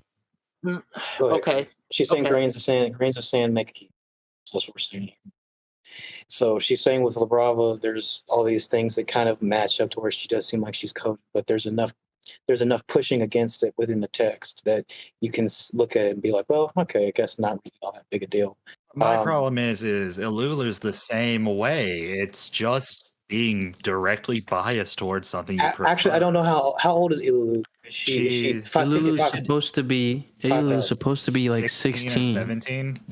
Okay, so or relatively. Which human form is 16. It is directly the target demographic of this show. okay, that's interesting that she's still somewhat coded, but she's apparently explicitly 16 within the context of the show. But she's just making these arguments. She certainly looks coded young for the for the typical art style of Japanese Moe. media, usually 16-year-olds are coded as much older. So Usually the 16-year-olds user look like adults, so if That anything, is it's a- actually a good so- design. Yeah, So that you- is a fair thing to point out. I also think it's fair to be like, well, the context of My Hero Academia is that the silhouettes are far more diverse. So it's And- you could potentially make the argument that it's much more fair to have a lowly-ish design on an adult character in something like My Hero Academia, where you can Especially literally Cosplay have people Sword. that have bird heads and a family of frogmen, and they're all human. They're just mutants. The idea of a We of a don't use lowly that word around mutation here. is relatively not that surprising. We don't use those words around here. I'm sorry, I didn't sign that document. I didn't sign that agreement. So there just seemed to be this disjunction between her standards, maybe. So she just talked about the I think Well, Bravo- I think this is actually relatively in standard. It was brought up. One of you guys brought up that she has been consistent about how someone being explicitly a child or not is important. While her definition at the beginning implied that she wasn't going to go that way, she hasn't gone that way while talking about child coding. So she's been relatively consistent in this discussion. well, so I don't think what gets me, it just gets me about this example of Bravo. I believe her. That's what I'm going with. I believe her. What gets me the most is when I don't believe somebody's argumentation. When they make an argument and I look at it and I do not believe that that's what they think. I think that they are lying to me. I apologize. I wasn't trying to cut you off there. I'm sorry. No, you're fine. I wasn't trying to cut you off. I apologize for that. So what gets me about what she's saying, maybe I'm wrong, but she's saying that La Brava is okay because La Brava, while having all these characteristics of height and facial features, etc., looks like a child. She's expressly within the content of the show that's being pushed against. Is that same credence being given to Ilalulu, or is Ilalulu actually bad? I don't know. Even though she's actually being put forward within the context of the show as actually like 16. Okay, Well, but Wait, hold on, before that, hold on, wait. I Okay. think I wanted to just so like the La Brava thing is like La Brava is still child coded, right, in her eyes. No, It's just that she is though. She explicitly said that. It's just that the only difference with La Brava is that she's explicitly an adult female. I wonder, can we argue With that this means Ilulu. her entire argument of coding is what's the word? With what? Coding in general is it's fuck, I can't remember the word. Okay, Hello? I'll just continue. With Ilulu, Can you hear me now? it's a Yes, we can Yeah, hear we you. can hear you. Okay. With Ilulu, it's like an underage person that's also child coded and that is explicitly being sexualized. That's what she's pointing to. Ilulu's under. I guess is It Ilulu depends under? on She's 16. She's 16. It depends. Isn't on that where the you age of are. consent? That's the age It of depends consent. on where. It depends on the region of That's- Japan. Okay, That's- I'm gonna have to duck out now because I got that work, yo. But I enjoyed this, and I will watch the rest of it to see what you guys say and why you're all wrong without me. You Okay. need me to Well, guide you. we're gonna miss you, Marv. You have a good night at work, and thanks for Yeah. coming. That existence. Absolutely. Thank you very much. Have fun. Take care. Goodbye. okay, so I guess my question is, what's the problem with Ilulu? You know, she's 16. That's That's age of of consent. age. That's age of consent. In most places in Japan, it's actually a little bit. I think it's 15, like average. across. It depends. But what I mean is, even if it's quote unquote not age of consent, that's still the age where like kids become sexualized, right? Or they become more sexualize sexual. themselves. Yeah, exactly. And so having a child basically in a story who's like, I don't see the point of contention that she's bringing up by talking about Yulu. I can understand with Kana because she's saying, you know, hey, you're sexualizing this character that's a child. And she's pointing at that. I understand that argument. But if you're going to bring up a character who should be, or, you know, is generally understood to be at the age where like a character would be exploring themselves sexually, that they're being sexualized. The big question. I think the difference here is that you do sure you expect people of that age to explore their sexuality and be more aware of it because they're going through puberty.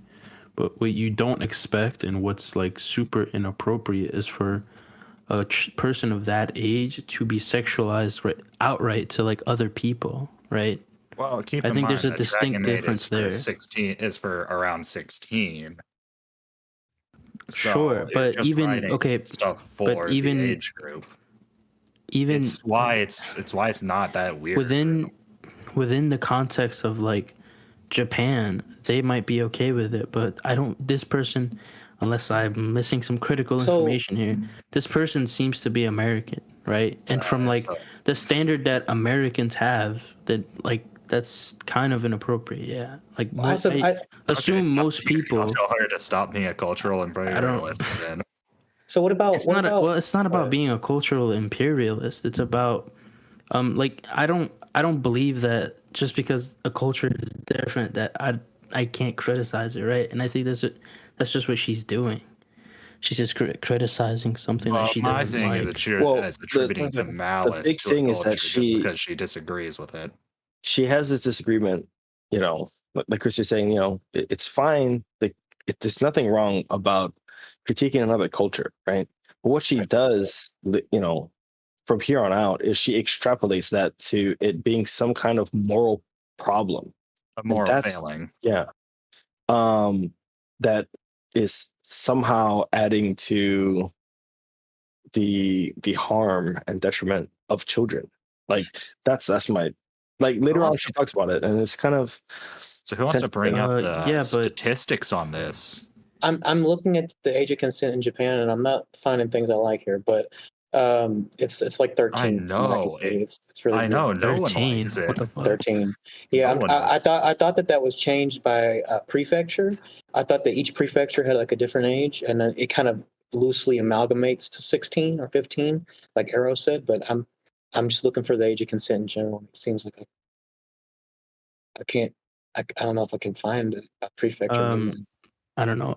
Anyways, so like I was just gonna say, like, if you have a character that is coded as like a minor, but they're like within the context they're a minor, they're coded as a minor and they're being sexualized.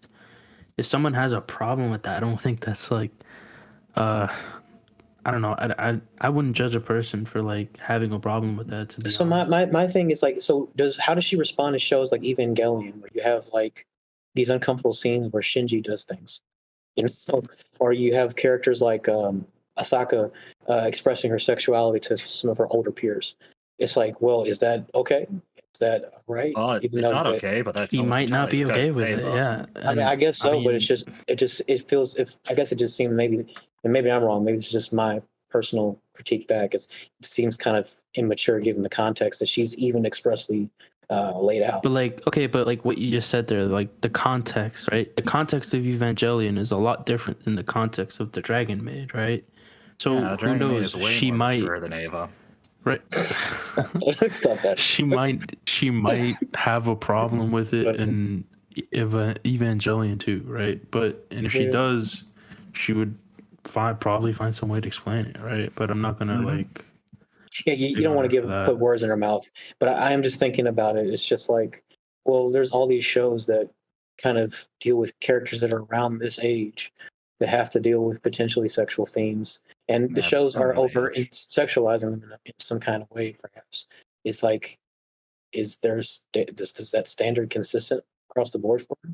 But I don't know. But I do think that she's fine with critiquing it if that's what she wants to critique. But I do think it is a bit, because it's a bit strange to me.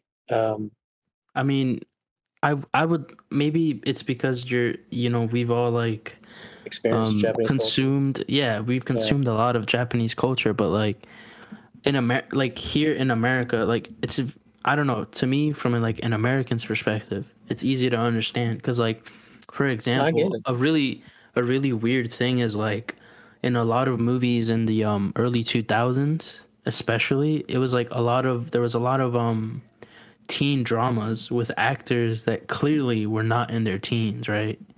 Right. Watching It's Mean like Girls just if you like, if you remember like the even the Scooby Doo movies, it's like Well, they these also people weren't are. teens in the Scooby Doo movie. I think they were supposed to be in the first No, one, they though, were. right? It was years after. It was years after they started. I remember. It's like I don't know. I well think the after they second one broke was up. the second one was where there was like they were already famous, but I think one of them was like they were still in high school or something. But like the general thing is just like, yeah, in America we do like flinch away from a lot of that kind of stuff, right? We try to stay away from having actual minors in movies or You TV shows should in never have minors case. in movies and TV shows because minors are terrible actors. Yeah, maybe that's a reason, but like yeah, we generally try to stay away from that kind of stuff. Japan is clearly different in that respect, right? So I guess if you're using Yeah. animated characters, like I can understand what you're saying when you're talking about making movies, and I think maybe Japan may do that for movies as well. I don't know if They Japan. do, from what I know. So I mean, Japan may have that same thing for actually movie making, but as far as animated characters are concerned, I suppose it seems like it's like you should be able to engage with it on the same auspices that the show is being presented under. I suppose. Reminder that makes Steven sense. Universe, in Steven Universe, the two children characters of Steven and what's her name quite literally have sex. Who? Oh yeah, Yeah, because remember, gem Stefani. merging is sex. Yeah. I forgot. Yeah. This person likes Steven Universe and hates Moe. I don't I'm just know sitting here anything about Steven. concerned. Well, yeah, you're Universe probably is one better of off. the I don't biggest either. trash fires in cartoon. You both are better off for made. that, actually. I started watching the show and then it got It's so bad. It got so bad. I just didn't like the aesthetic, man. It started strong, I think. Yeah, it's also super ugly. It started too. okay, but it just went downhill. Anyway, but yeah, okay. I just want to kind of make sure. I guess to get tied back to what I was originally saying, that she's fine to critique it because, of course, she wants to talk about it. But it does seem a bit weird understanding the cultural context of these things. But also, I just want to make sure she's being consistent as far my as thing her, is, her issue with critiquing out of ignorance comes off not insensitive, but it makes her criticism kind of worthless, if not even somewhat malicious. the only thing that's been malicious. I don't know. Potential. I don't know if it's fair to. I'm Yeah, sorry. I think that Willie. might be a little strong. I don't know if it's fair. Yeah, I don't know if it's fair to say that she's coming from a place of ignorance, though. Nah, I think it's fair to claim she's coming from a place of ignorance because her clip show of Kana was very much her not understanding cultural differences. I don't know if it's. I don't know about ignorance. I don't even maliciousness seems potentially strong. The only thing that she's done that is potentially malicious is the comparing the facial features with unnecessarily I just want to neutral frames. also go on record that when I was 15, 16, I dated a girl who looked almost like had the exact same like body proportions as like Ilu. Like she was 75%, like she was like 3/4 Japanese. She was a forehead, like she has a 5-head forehead. She had a huge forehead. Eyes are kind of low, but she also had like like D's, like almost double D's. Huge, but super short. Like right. like I literally dated a girl that had those same proportions at that age. Mm-hmm. Okay, I just want to see what she does with the comparison between the Brava and Ilu if she does keep that stuff. Why does the voice matter though?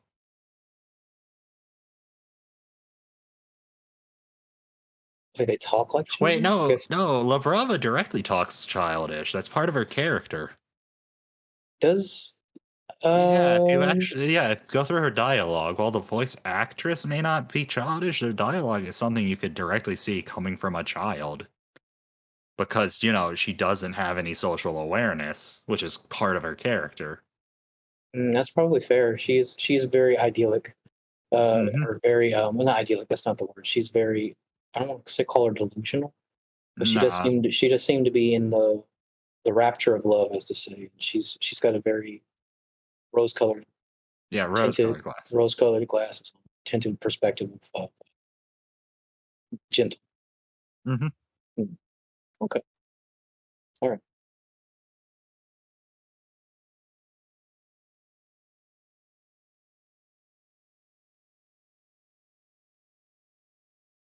Hold on? Maybe she's making a point about the Japanese. Is there anything about that arrow that's inherently?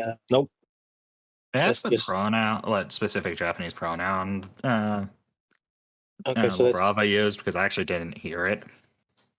that's just standard. That's just standard, right? Everyone talks. Yeah, it's just Okay. kind of colloquial, like Yeah, I just- casual speech. Yeah, I just didn't know which one it was. Okay, so I guess she might say something about Kana speech patterns that are expressly childish. Let's see Yeah, what she says. because Kana's a child. Everyone agrees with that. So I wanna point out one's using a very emotional scene where it's very common for child characters, even child characters, to speak very adult and very correct in emotional scenes in anime. Where this is a very clearly a commercial used for a commercial that's not using a comparable emotional tinge. If Perhaps anything, it would be better to use a more emotional scene for Kana here, or a much more lighthearted scene for La Brava. It comes off as what's the word? it's not Inconsistent comparison. right. It's a little bit disproportionate in the acting category, I'd say. Okay, well, that may be fair. Yeah.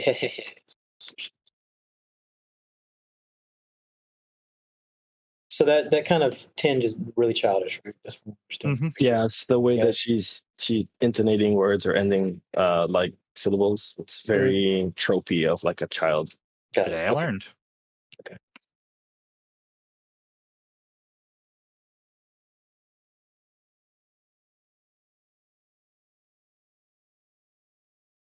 Is she doing the Why same? did they have a rap?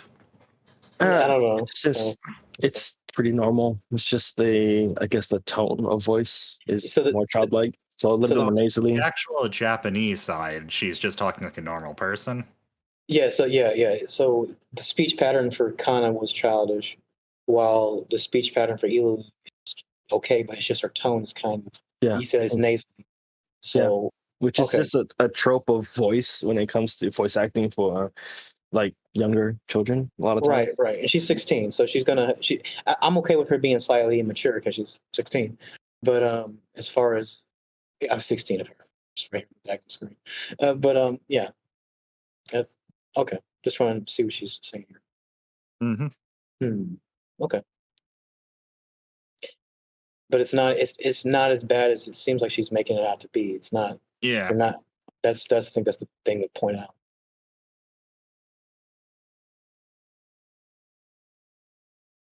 It depends on where. It depends on where you're located, and So that's she kind of doesn't. So she doesn't know. Okay, so that's interesting. She doesn't know.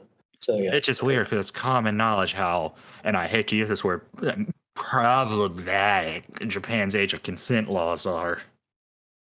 right. So okay. So what Chris is saying, she's definitely come primarily from the Western perspective, because And I think that's not a correct way to come from it, as you're critiquing something from a different culture with a completely different cultural lens.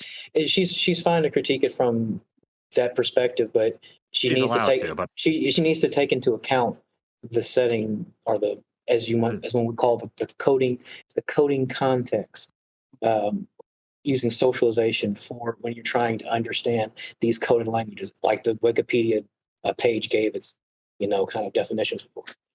That's what would be the right thing to do. I would think, if she's talking about this topic. yeah. Well, Is that- I wouldn't be against like so far like that type of overview. I'm not Mhm. against critiquing another aspect of another culture I because agree. of things that you find problematic. It's when you start to link that to something else that's nefarious or something like that, and you use copious amounts of like bad arguments. is where it gets a little different. Like, I'm not against it outright. You should be able to, she has every right to critique, from a Western standpoint, fucking what she's calling like child coding. It's just the arguments are so flawed and the evidence she brings are really weak. And that's just the thing that I'm really, not a fan I of. still have Okay. a problem with talking about another culture out of ignorance.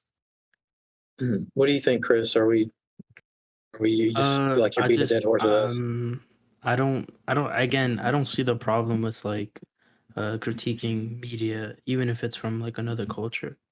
Yeah, but it's a Um, case of then- ignorance breeds Hold on, let an him. incorrect way to and view then media. Okay, all right. I Go ahead, think finish. I think she has plenty of like qualifications under her belt to talk about it. I wouldn't say Okay. that she's coming at it from an ignorant perspective. Okay. And then in terms of like the examples that have been given, like I will concede that when she like overlaid the faces on top of one another, yeah, she probably should have used the neutral faces from the character sheets for sure. But I think a lot of the like other examples for some of her other points were like pretty Oh spot no, on. I think she gave enough information to point out that characters like La Anna. Brava, characters like Kana are child coded. That's fine to Mhm. say, but I think when you're talking when you say that characters like La Brava are fine because of particular aspects that are pushing against the child coding, but then Ilalu somehow doesn't meet that standard because you say she's 16, which is still a minor, which is actually Right. she's not though. She's actually not a minor.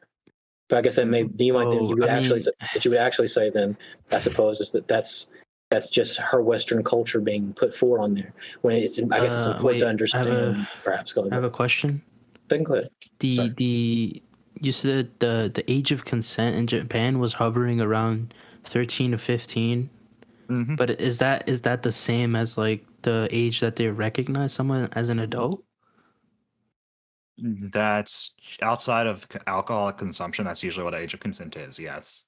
I would maybe you're probably Uh, missing. Let's see. Let's hold on. Let's look Well, at for that up. sexual Because reasons. We can like look at while you I check don't that, know while you about check that, voting and things like like that. the difference, like the main difference here with Ilulu and La Brava is that La Brava is, remember, there are 3 criteria that she has, and for La Brava, the context, like within the story, she's explicitly an adult female, and the show tells you this.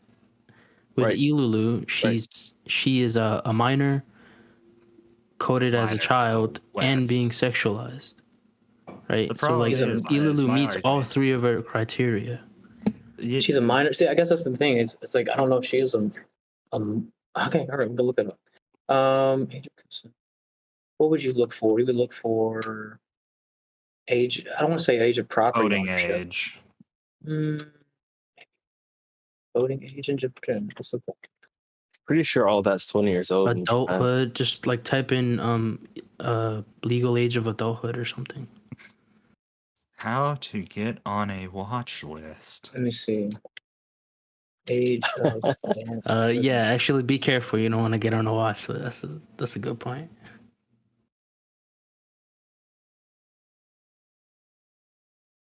Okay, let's see. Okay, Wojcik so is apparently, not trying to commit a crime. Please don't arrest us. yeah, I'm not. Unless you found out the body location. In which case, Okay. I'm sorry, I didn't mean to. So it appears to be.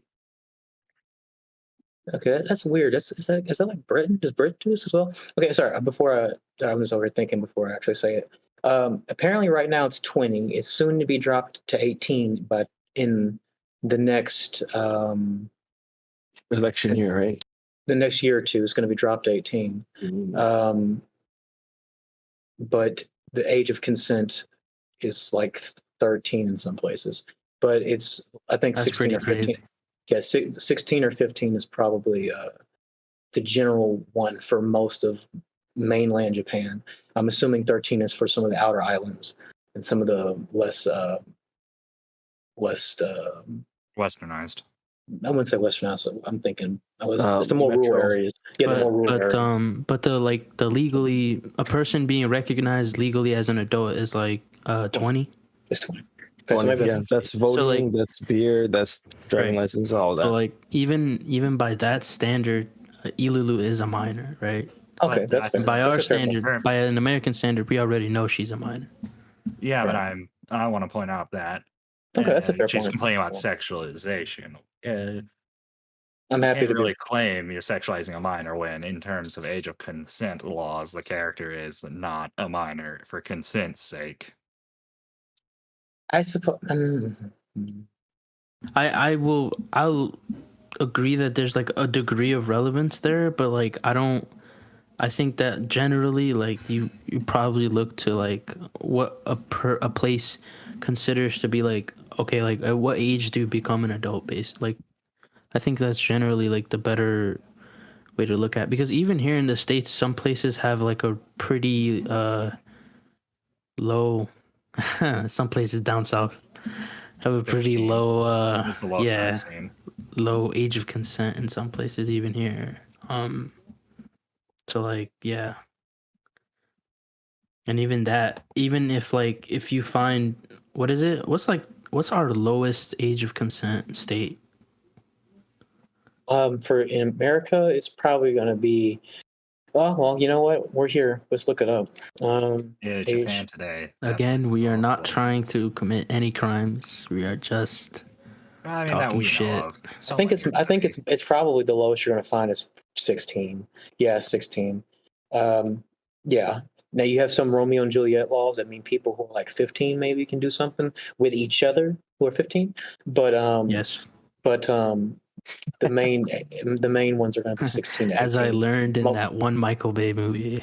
Yeah, but it's yes, right. I forgot about that. What? But mostly you're going to find 18 years old is what you're going to find.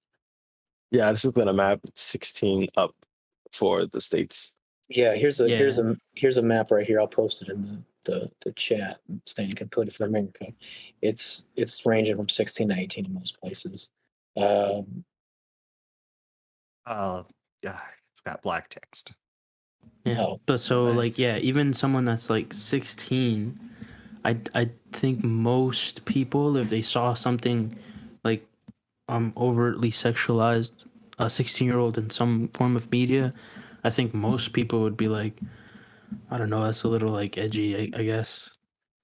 Well, that's My something we taste. genuinely can't predict, especially since shonen, which tends to sexualize 16-year-olds, is extremely popular with 16-year-olds. Yeah, I mean that's true. It's just it's just That's my thing, societal, is like when it's very much made to be sexualized for the audience it's intended for, I actually don't really have a problem. It's like, this show is for adults, like it's a seinen, and it has a sexualized 16-year-old. Yeah, that's fucking Sure, yeah, sure. If shit. it's aimed at an older audience, like something like Berserk, rest in peace, Kentaro. no. rest in peace, Miro. Like yeah, like if it's something like that, then yeah, that's fine generally. I don't mind that. And I don't think this person would mind either. Mm-hmm. Well, we're about to see that, right? Yeah, it's fun. Sorry. I'll back up a little bit and then I'll press play.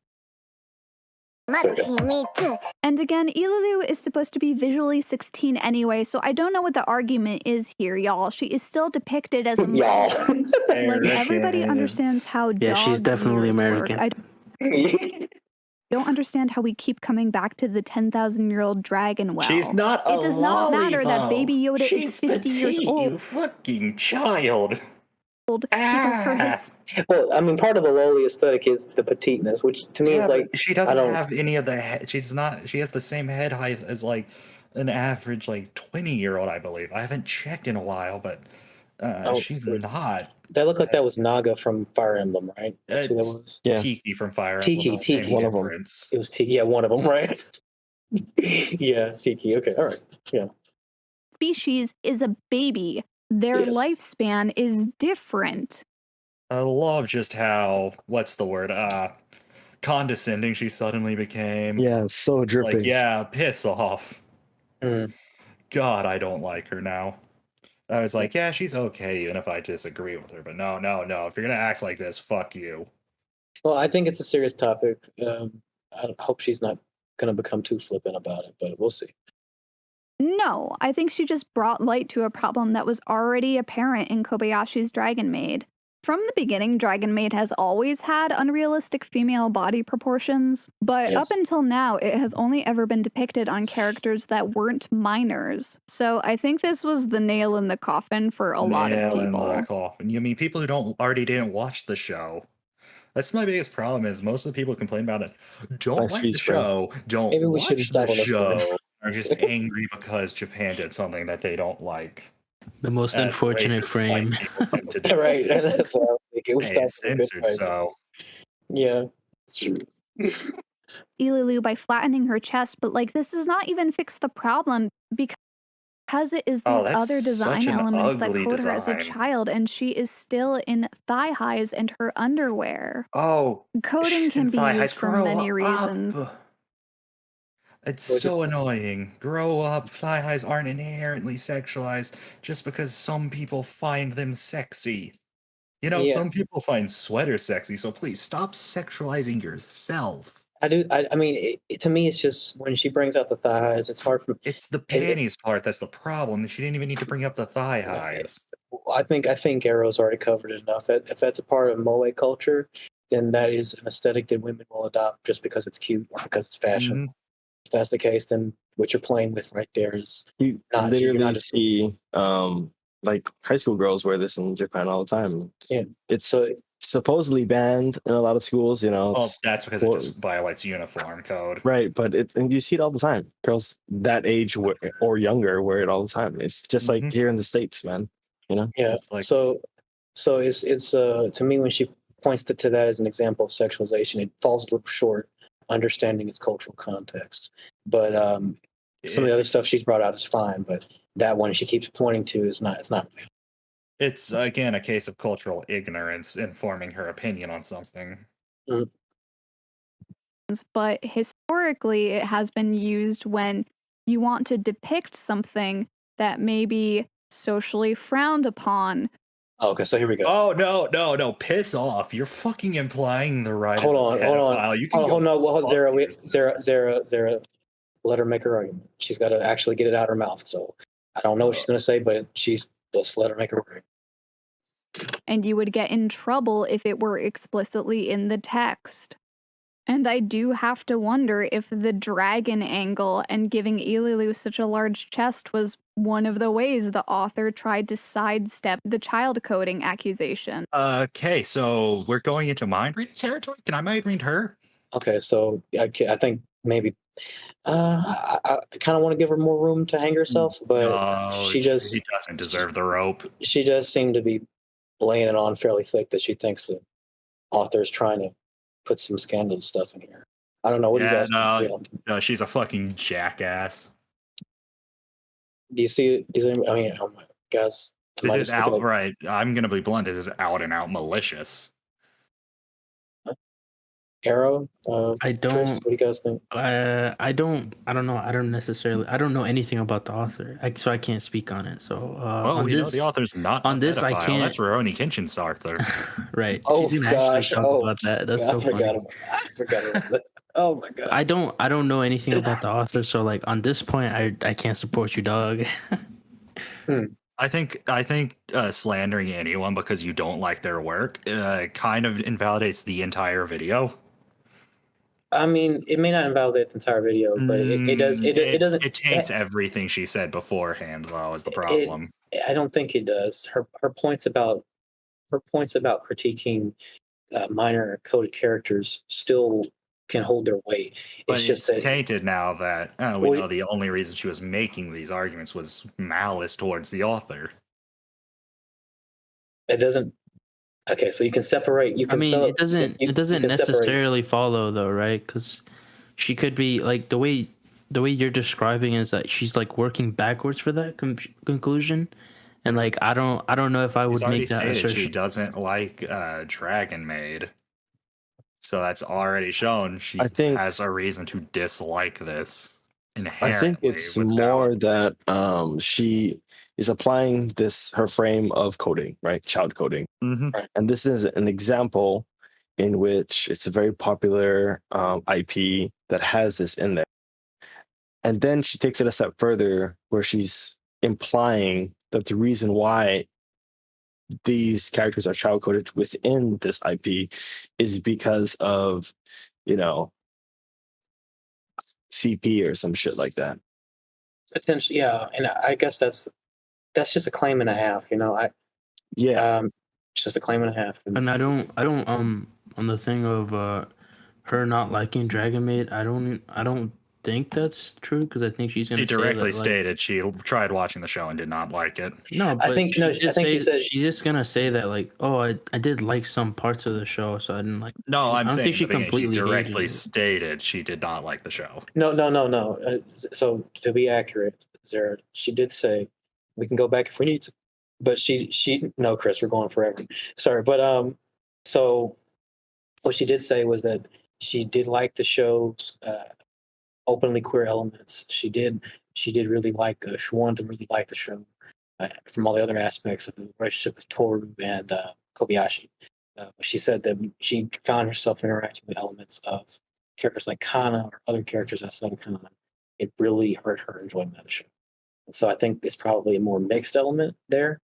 Uh, so it's fair to say that she's some dislike, but I do think she did like the show as well in some regards, if I recall correctly. I believe it. I'm sorry. But you're fine. You're fine. But I do think the claim we're trying to see she's making about the author potentially trying to put some problematic content within the show, that seems to be gaining strength as the show goes on. So I guess we'll see what happens. Here we go. Mm-hmm. If the dragon angle and giving Ililu such a large chest was one of the ways the author tried to sidestep the child coding accusations.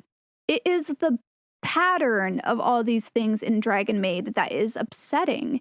Even if it doesn't happen that often, it's the Episode of pattern a of television show. Rika's Grow up. eyes rolling back when she touches Kana, Shota being consistently flustered by Lukua, the sunscreen section, the Very compromising clearly a framing of joke. Kana, and now Ililu's design. It all starts adding up. Oh my gosh. That the pasties. Pasty devil. Those weren't pasties. Those were bandits. That's what it was meant to be. Pasty band-aids. Oh no. Oh my gosh. Okay, that was kind of testy. Spicy. Spicy indeed. Who? Wait, sorry, what did she say? Gosh, I had to go back to that one, didn't I? Okay. Do I think everybody who watches Dragon Maid is automatically a child predator? No, I don't, and neither should you. That kind of single-minded ideology is inherently flawed. Vast blanket statements like that are just So who wants to bring up what she said like 2 minutes ago, where she No. implied She that said- the writer's a child predator? Yeah, I mean, I fucking hate this woman at this point. so I mean, I appreciate That her is trying a specific person, though, right? I appreciate She's trying to her make a trying to distinction. Yeah, I appreciate her trying to inject some nuance to it, but I do think that why she can't give that same kind of Mhm. credence to the author, given the cultural context. Despite what we're saying, that she has the ability to make these critiques from the westernized perspective, why, when it comes to that particular element of the author, she can't understand everything that we've said so far as the age of consent and the cultural context and all this other stuff. And she can't apply that to that kind of charity to the author. It does seem a bit inconsistent. It's weird. And it does make it seem like she's being slightly malicious. I Yeah. think. But all right, we'll see how it goes. And the thing is, like, I get it. I get why some people want to defend Dragon Maid, like parts of it are legitimately good. When the focus is only on Kobayashi and Toru and their found family dynamic with Kana, Yeah, she there's a said lot I genuinely like. And I was willing to put up with some stuff that made me uncomfortable because there still aren't a lot of canonically queer romances. And No. I'm just gonna bring this up. There are tons. So the problem is that they're not well done. I think a good example of a The only canonically The only I think- good canonically gay couple is Yuri on Ice, and even that show is still Fujoshi Bates. There's another one that's really good. It's called Roman? Utena. Ah. Utena. Princess Utena. I forget the full name of the show. Oh, Yeah, Lieutenant, I know what you're talking really about. good. That's old. Yeah, That's like well, 80s. it is old, but it's really good. I mean, yeah, I know. I know it's classic. good. I'm just saying. yeah, it's a classic. It does. It's. I had a friend introduce it to me. She loves it. She just keeps talking about it whenever she can. But I watched it with her, and I was pleasantly surprised at how they did the lesbian romance. There's a lot of abuse in that show, but not between Not the gonna make the two. joke. The two. Not gonna make the joke. No, that's not between the lesbian couples. It's just abuse in general. But it's it's a good show in general. It's a good show, and it does depict a lesbian romance. I would say it seems pretty overt that that's a lesbian romance. Anyway, This level of Hakuga. People can watch media that is problematic critically, and just because they watched it or liked some aspects of it does People can also not watch inherently problematic make them media problematic in the and same enjoy way. it. what are you saying, Zero? People can like problematic media and not be critical of it because it's still well written. This entire idea that problematic bad is childish.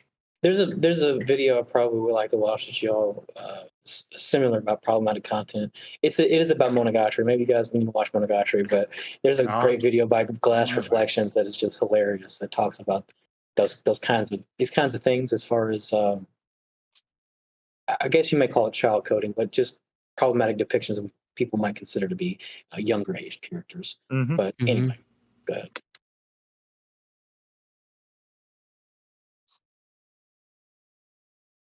What are you talking about? Fuck you. Anime's perfect. All know Japan is a land of sunshine and rainbows. We're here to reform. I don't know, critique. man. We have to be honest about how like 50 or not 50, but how about 70% or more of anime is probably just Zara. trash. Just like Western canon. Zara, fairy tale exists. Oh, How man. can you say anime is Fairy tale? perfect? I think you mean Violence Jack and Devil Man. I That mean, shit's so much worse than Fairy Tale. I mean, if Bleach exists, I think that that's an argument. I mean, I don't know. I'm not gonna. We don't have to talk about our our anime differences Let's continue this trash heap for another time. We'll be able to debate Bleach and Fairy Tale and how it's. I'm And sure we One can Piece. find. Oh yes, we'll get Oh, to I the thought One we Piece agreed. No episode. One Piece. It's too long. We'll get to the One We'd be Piece. here for 10 hours. People who are upset about the design of a child being sexualized. Where is it being sexualized, you dummy? You've not brought up any actual sexualizations other than your subjective view that a comedy bit is sexualizing. Yeah. Well, I think in particular she's talking about Ilulu, and Ilulu had one scene that was again done for comedy's sake. she didn't show any scenes with Ilulu, but I think we saw some manga pages where Ilulu. That's the scene I'm talking about. Oh, that's the scene. Okay. Yeah. Well, I mean, I guess Ilulu's costume is I don't know. Is Ilulu's costume? We consider Ilulu's costume kind of a bit. It's technically sexualized. Yeah, it feels sexualized to me. Honestly, it's just her with a cape and her thong. Honestly, It's just a cloak, not a cape. How dare you? My bad. Cloaks and capes are two different things. That's fair. I was wrong. Okay. Sensitive because they just don't get anime. As an audience and as creators, You don't we get have anime. to Fuck ask you. ourselves what message is a piece of work sending out into the world, and how are people going to respond to it? And if your story invites predators in and makes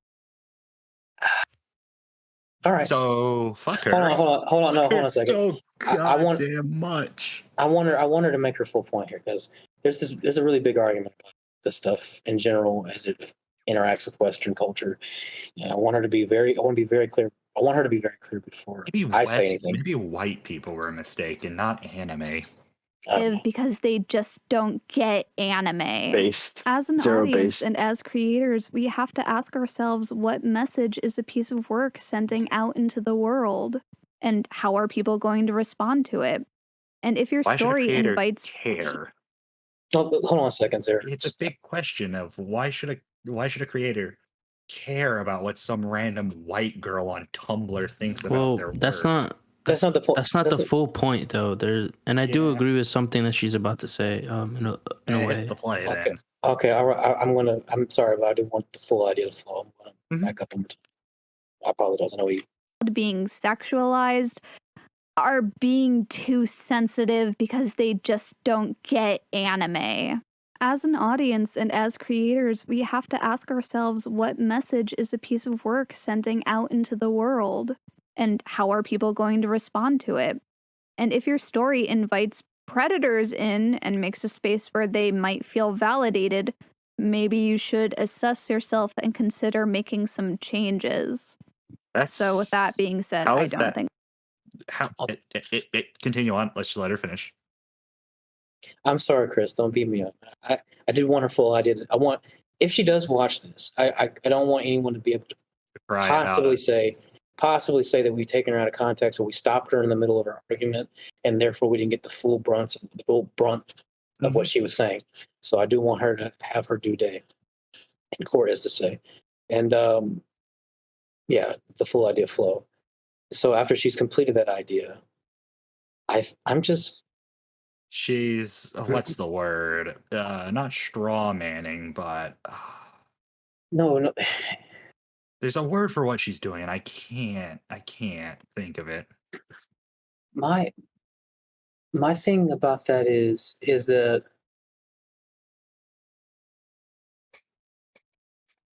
there's so much, I don't know, so much content that's being made over here in Japan. It's like, what is? How do you know what the point she's talking about? How do you know that that's something you're actually contributing to when you're living in a culture, I suppose, that seems to have an understanding of where the lines are. She doesn't. She had her video. If influences nothing, it affects nothing. That's actually a big problem with anime YouTubers I think, in general.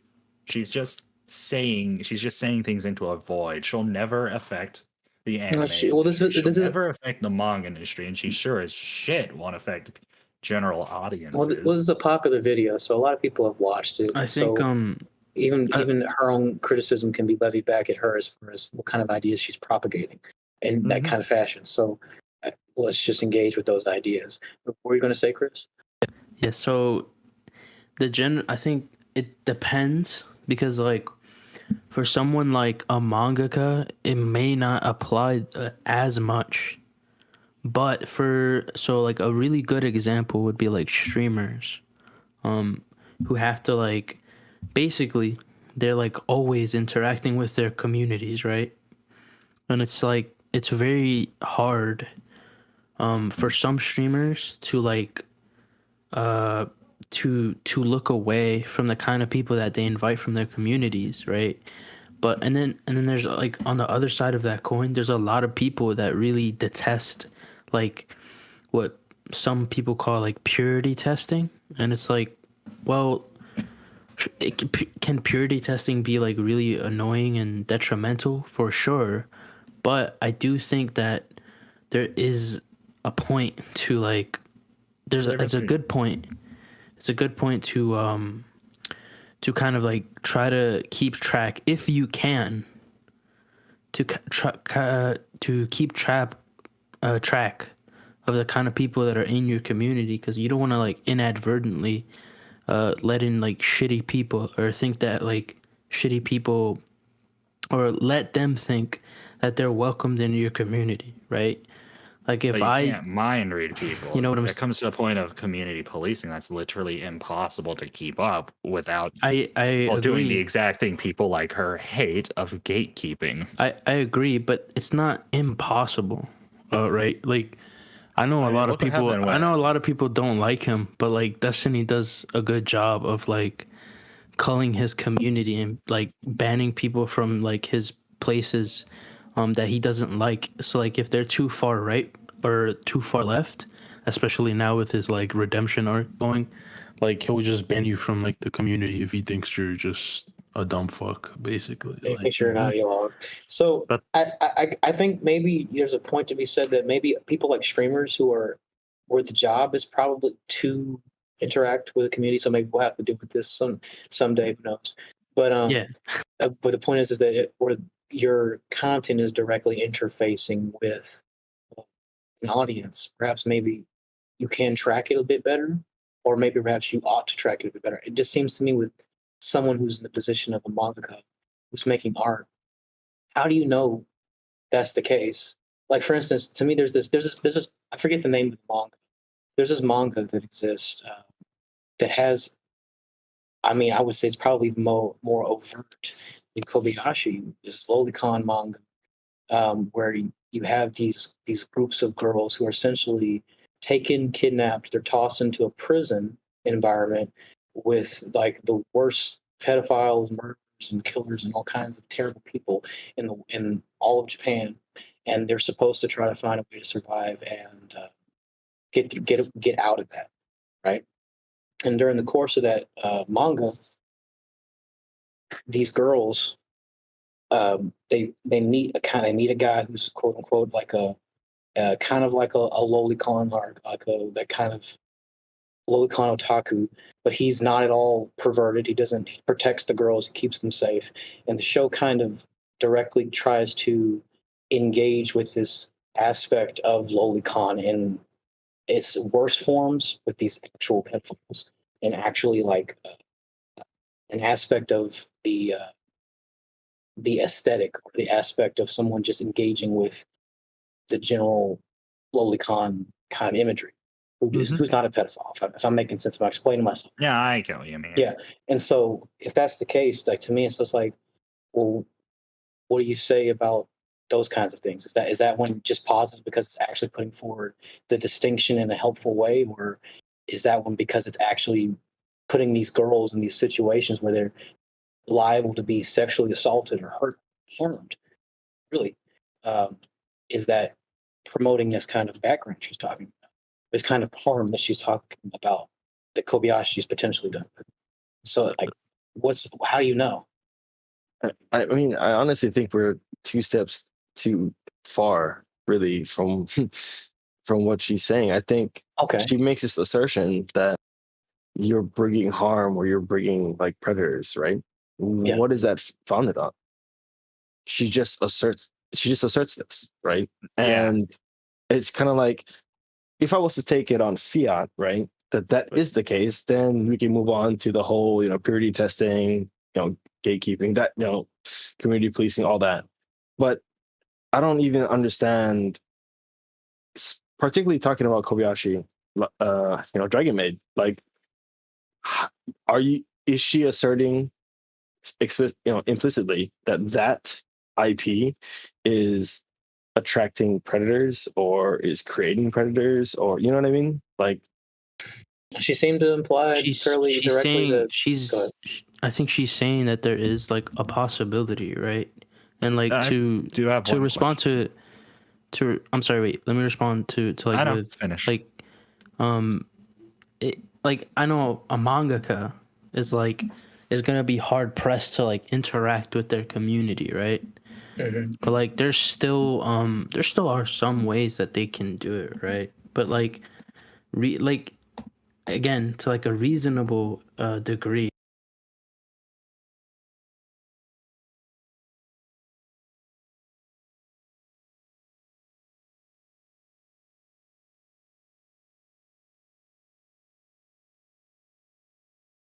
Right.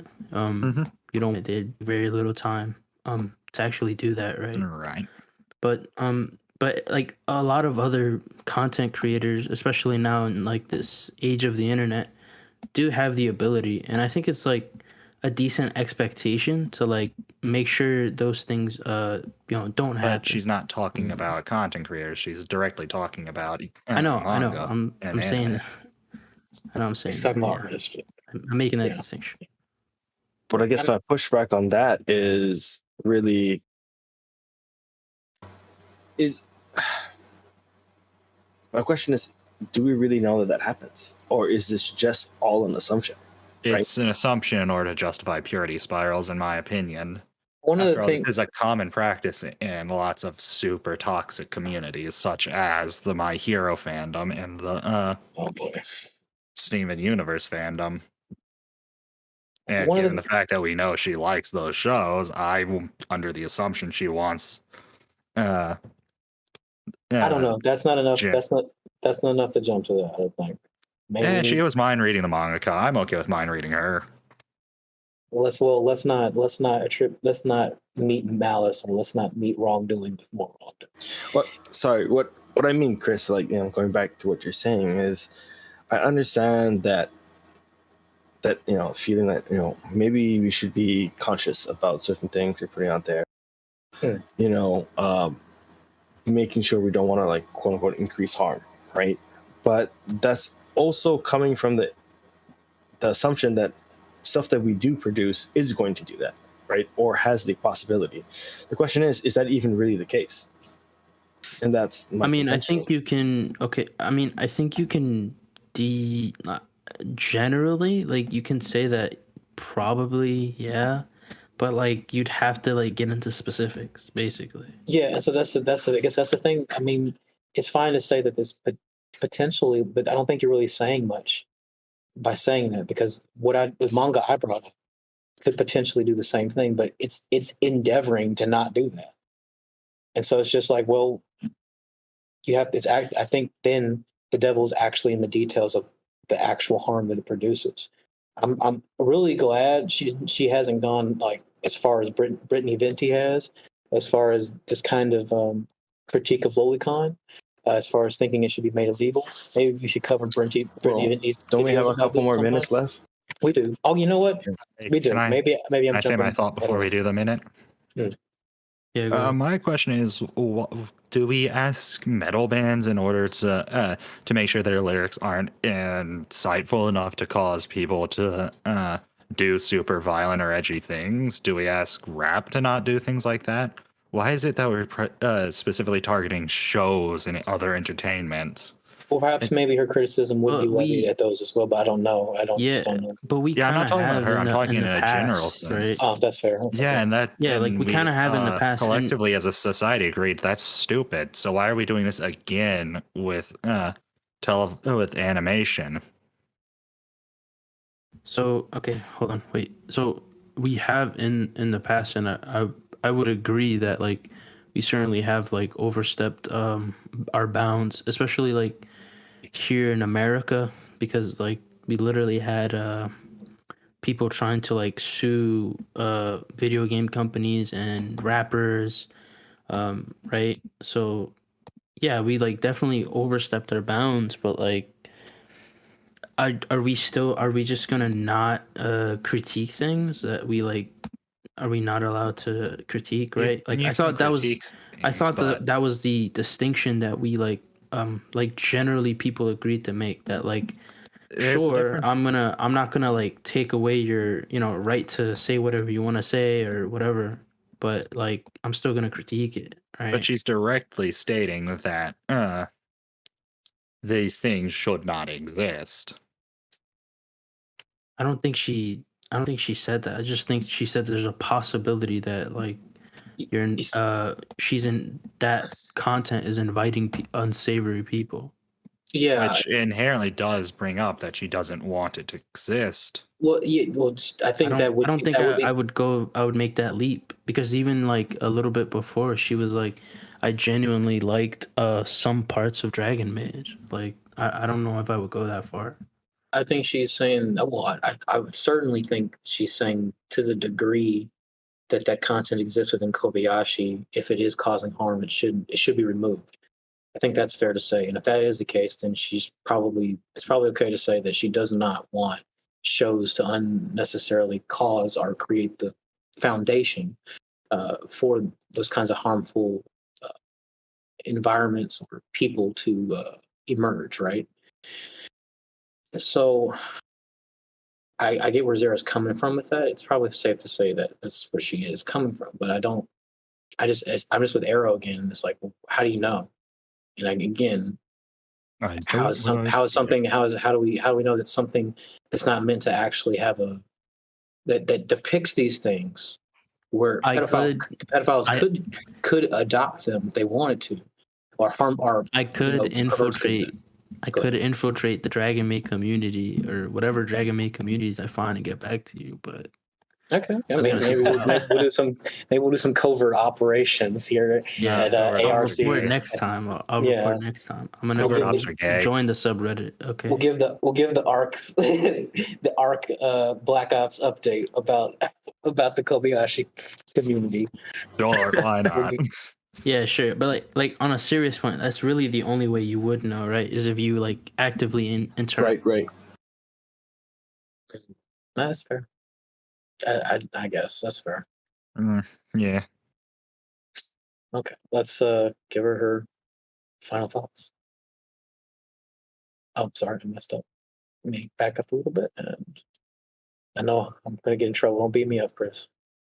Oh, there goes the earth. Validated, maybe you should assess yourself and consider making some changes. So with that being said, I don't think I'm going to partake in season 2 of Kobayashi's Dragon Maid.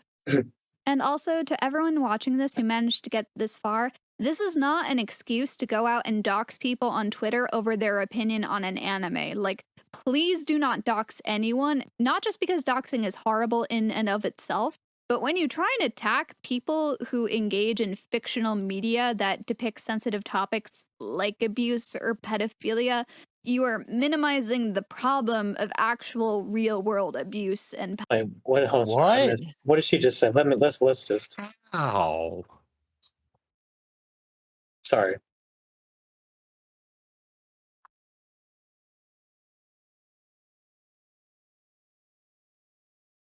Okay.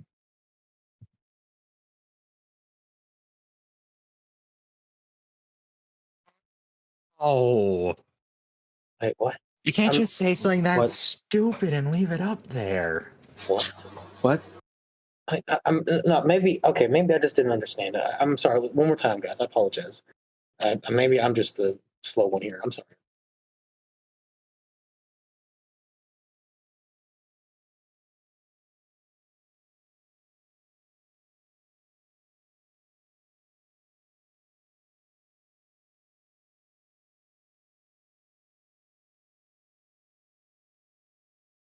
Okay. So when you attack people who are trying to, To watch content about abuse or pedophilia, you somehow tarnish the thing about real is somebody else world abuse. is somebody else getting it? Maybe I'm just the retard here. Okay. I'll be honest. I also think that was a confusing statement. Okay. Yeah, all right. Then okay. but- let's try. but Let's try. what- Go ahead. What her argument is that if you attack people who or attack people creating content that includes problematic stuff, you are supposedly diminishing the importance of the actual problematic stuff that happens. So, say for instance, you So what she's attack saying someone- is she disagrees entirely with her own point and agrees with us. Got it. she's saying that if you say there's like a monka who draws something that has like rape and you start attacking that person because you're like, oh my god, you have rape in here, somehow that's diminishing from bringing light to real rape cases out there in the world. Okay. Well, hold on a second. I just It's not a zero-sum game, though, is my thing. Exactly. That's the whole, yeah. hold on a second. I just gotta hear.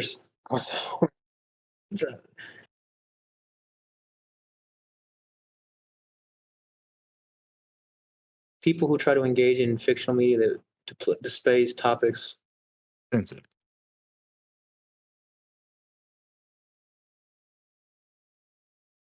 I genuinely don't get how that I minimizes genuinely, it. I genuinely just do not understand this point. I'm I'm try so as I might. confused. Try as I might. That just it's confusing. I'm sorry. I'm sorry, Chris. Slowly killing Chris, you can say it out loud. Chris is haranguing everyone about. Every I'm time literally we dying rewind, right we now. accelerate Chris's aging. I'm rewinding too much. Look, Chris. We got to give her her day in court, and look, that was a confusing one, man. I'm sorry. Bro. I'm sorry. Okay, I well, agree. That was pretty confusing. Yeah. okay. Somebody in the comments understood what she just said. Please post it. Maybe we're all just retards. Since since Marvin and Azura High left, maybe the smart people have gone out the room. Maybe we're all just dummies Hey, here. so if what Stanton's saying is right, she's supporting doxing creators. Okay. I don't think that's what she I don't meant, think but it's a so. funny implication. Our technical producer is saying that she's saying don't minimize, I guess, don't minimize the actual abuse by overly focusing on people who are just making content or engaging with the content that quote unquote is just problematic, I think. And maybe that's correct interpretation of that. I don't know. Uh, I think we should just continue on. We've sitting way too long on a single sentence. yeah, being you're fair. confused by That's. it. I'm sorry. That's fair. Let's You're try. fine. You made an entire video about it.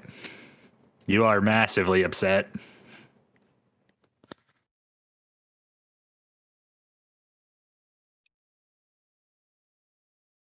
Like what?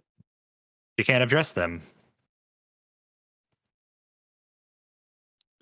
Oh, Oh no, here we- someone likes something in spite of its shitty creator.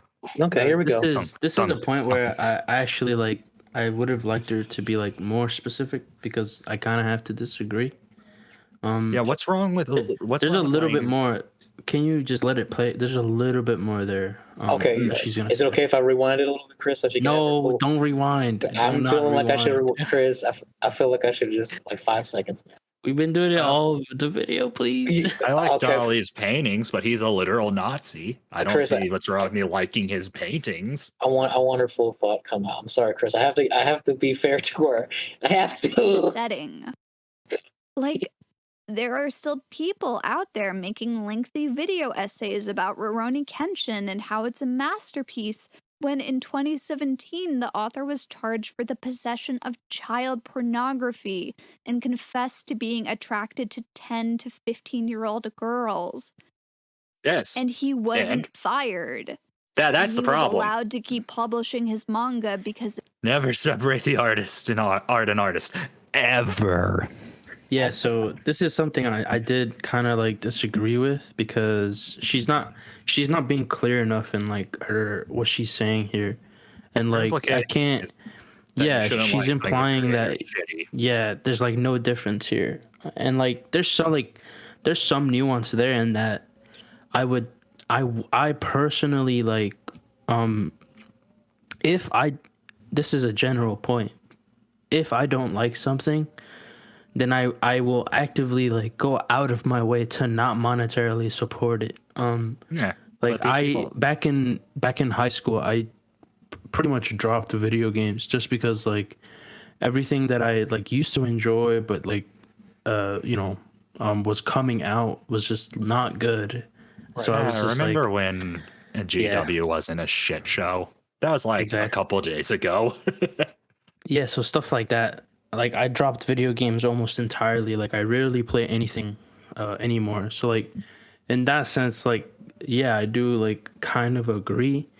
But like if somebody is just talking about the media or like making a video essay, I'm not gonna condemn that person at all, right?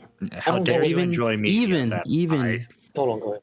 Even if you buy something, so like even if someone I know buys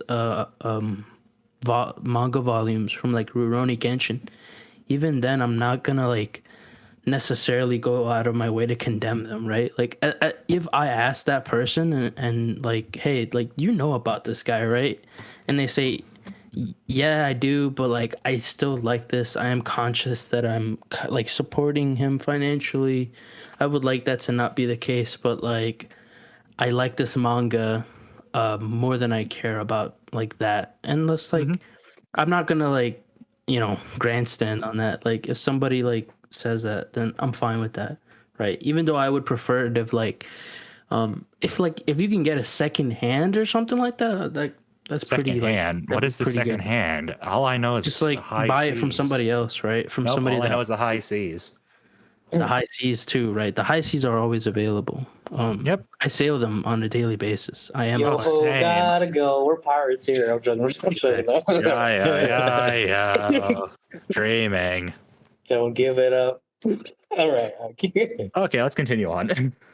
I do think it's interesting to point out, that despite what she's saying, if you just read this little text on the screen. She's over talking about how essentially he's been disowned by Everyone except Shonen Jump, because Almost- fuck Shonen Jump. almost everyone, essentially. So it's just like he's being disowned by everybody. I would say fuck Not Shonen Jump too, Oda, but they make and One Oda Piece. needs So to- Yeah, and they also really make My Hero should. Academia. So I mean, until My Hero Academia is done, and until One Piece is done, I suppose yeah, I and don't like even buy in that. 25 to 30 years when One Piece is done, I'll be right there with you, dog. Hey, just do what I do and pirate it all. Or just buy it secondhand, as you suggested. No need to support Shonen Jump. the main issue that That's she why would, I like ReZero, because it's a web novel that I can support. the main issue she would have here is if the author here was still getting, I guess, significant proceeds from his He is. work. He's still Rurouni Kenshin's still being published in Shonen Jump, and he's still writing for it. It's still being published in Shonen Yep. Jump? Yep, What? that's why I keep saying fuck Shonen Jump. Huh. Like, I morally refuse to buy anything from Shonen Jump because of this. Oh, okay, that's interesting. I didn't even know that. Yeah, that's pretty. Okay, yeah, that's pretty bad.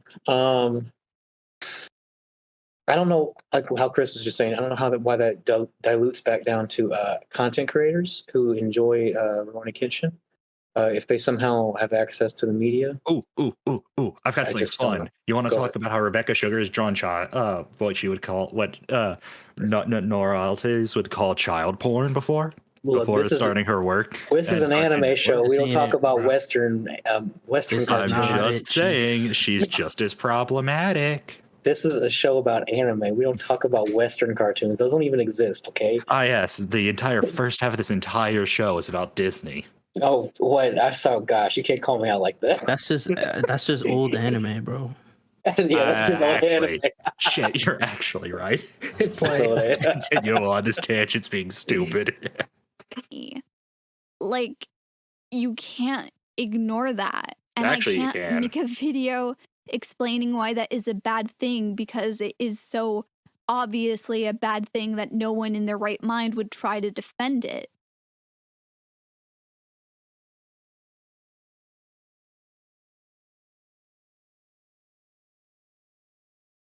They're making video essays on something they like. You're being a literal child here. I think there is a distinction. Maybe she's saying that people, which is what I don't understand why she doesn't understand the point I'm about to make. But I think what she's saying is that if people make these videos, people like the videos, and then they go and try to engage with the content by buying the manga. Then what's going to happen is, that's going to be unnecessarily supporting someone who's done some rather terrible things. But I don't know why she just assumes that's going to be the case and that people wouldn't like just pirate it or go to like one of these manga reading sites. That's still scanlations. pirating it. Yeah, sorry, I guess that's still technically pirating. Yeah, I don't know what she would just assume that people won't just pirate it because that's a more convenient thing to do. Yep, most people will always pirate something like manga until they know they want to financially support it. And usually by the time people have read enough of a manga to find out if they want to financially support it, they'll probably would have heard about Rurouni Kenshin. I think that might be a fair thing to say. Maybe it's wrong, but it feels. I say it feels. It seems like it's pretty fair. I guess I don't have anything to actually make that claim solid, but it just seemed to me that from most of the circles that I've interacted with, as far as anime culture is concerned, that's how people typically engage with it. Is they use these websites, and then they decide if they want to support it later. Yep. I mean, it's how lots of people do with games up until game pirating became slightly more inconvenient. Hooray for shitty DRM. What do y'all think, Arrow? I think it's I'm dying. Okay, Chris, almost. I don't know, man. It's just I agree largely with what you guys say. You can still like something and choose not to monetarily support. Like what the guy creator of Rurouni Kenshin. You can do those things, right? Yep, it's not mutually exclusive, and turning this into a moral issue is just kind of childish. I think it's not mutually joined. These things can be mutually exclusive. No, I'm saying it's saying it is mutually exclusive to like something and support a creator. I like Land Delicious. I know jack shit about the creator, so I can't say I support the creator because I know nothing about that person. Well, if you, I mean, there's a flip side too, right? So, like on Twitch, I'm subscribed to a bunch of people whose content I don't like, but I like them. You know what I mean? At least you're honest. Sorry, that was a dumb joke. But I mean, it's it's mainly people that I know that are friends of friends, and I want to support them because they're doing it as a job. But their content's just not for me. You know? Yeah, that's fair. Okay. Let's finish up.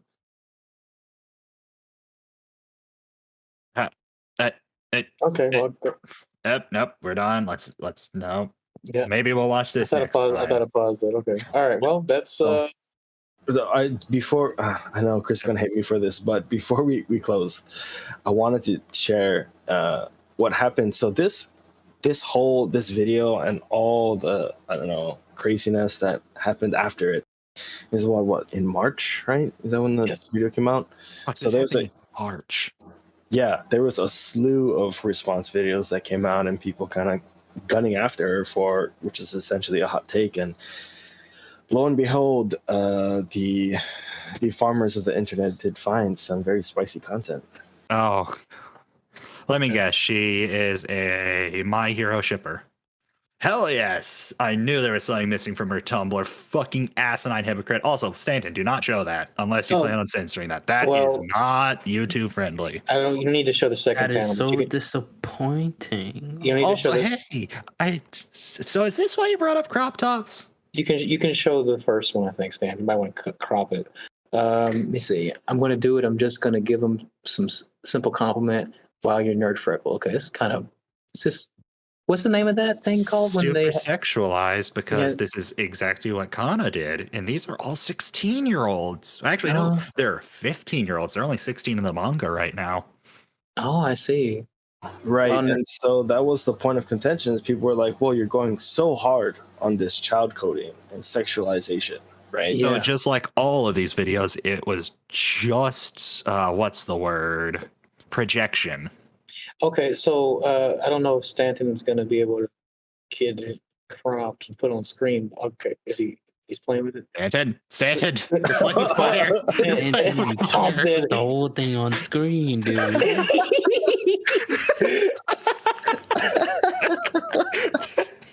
Let me see if I can work some magic for you real quick. I'll try to get that. First video and we're already fucked. We're already canceled, bro. Okay, thank you, Stanton. He's got it. Okay, God bless, man. Okay, God bless. All right, so okay, it's kind of fuzzy, ain't it? Oh, bro. It's fine. Okay, well, it's kind of fuzzy, but we'll read what it says. Good.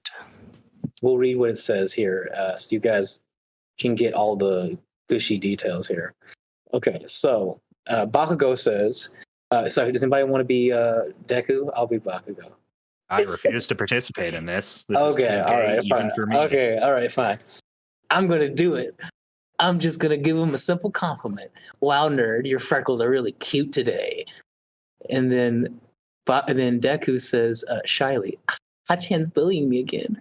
I thought we had stopped for good. Oh, no. Okay, so, all right. Seems like we're getting pretty expressly sexual here. That's the classic Kabedon. I fucking hate Fujoshis. They're the worst, and they do not deserve existence. The second panel that Stanton can't show you is it's a bunch of pinups of Bakugo in very, very sexualized poses and very, very sexualized outfits. Well, in terms of what she considers sexualized, for someone like me, this is just a shit crop top and for some reason a sports bra. Right. So Bakugo is posing off his midriff with a crop top and some appears to be skinny some skinny jeans. Okay, those look like gym payments, but I could be wrong. Oh, you're right. There is a tie there. And they have more pictures of Dekugo and Bakugo kissing and stuff. But anyway, so as you can tell, it's the express sexualization of what is directly children in the show. So it's okay. Yeah, I can see why this created a little bit of content, a little bit of drama.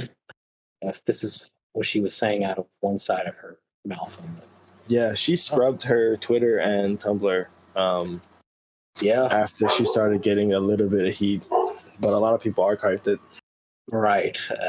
Well, the internet's forever, baby. That's how this works. That's how this works. Oh man, that's interesting. Okay, Yeah. well, So I don't know if you guys know that toilet Hanako-kun, the one with the ghost kid that's in the bathroom. I've heard of it. I started watching it. I think I didn't finish it, but yeah, I think I was No shocked. idea. I think it was. I've done my own farming and I found stuff.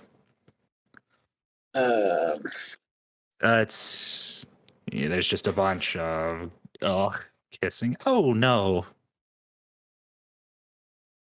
Hey, I found something I should not bring up. You're talking about. Is this what you're talking about? It's just things that Arrow. are slightly potentially illegal. That's the show you're talking about.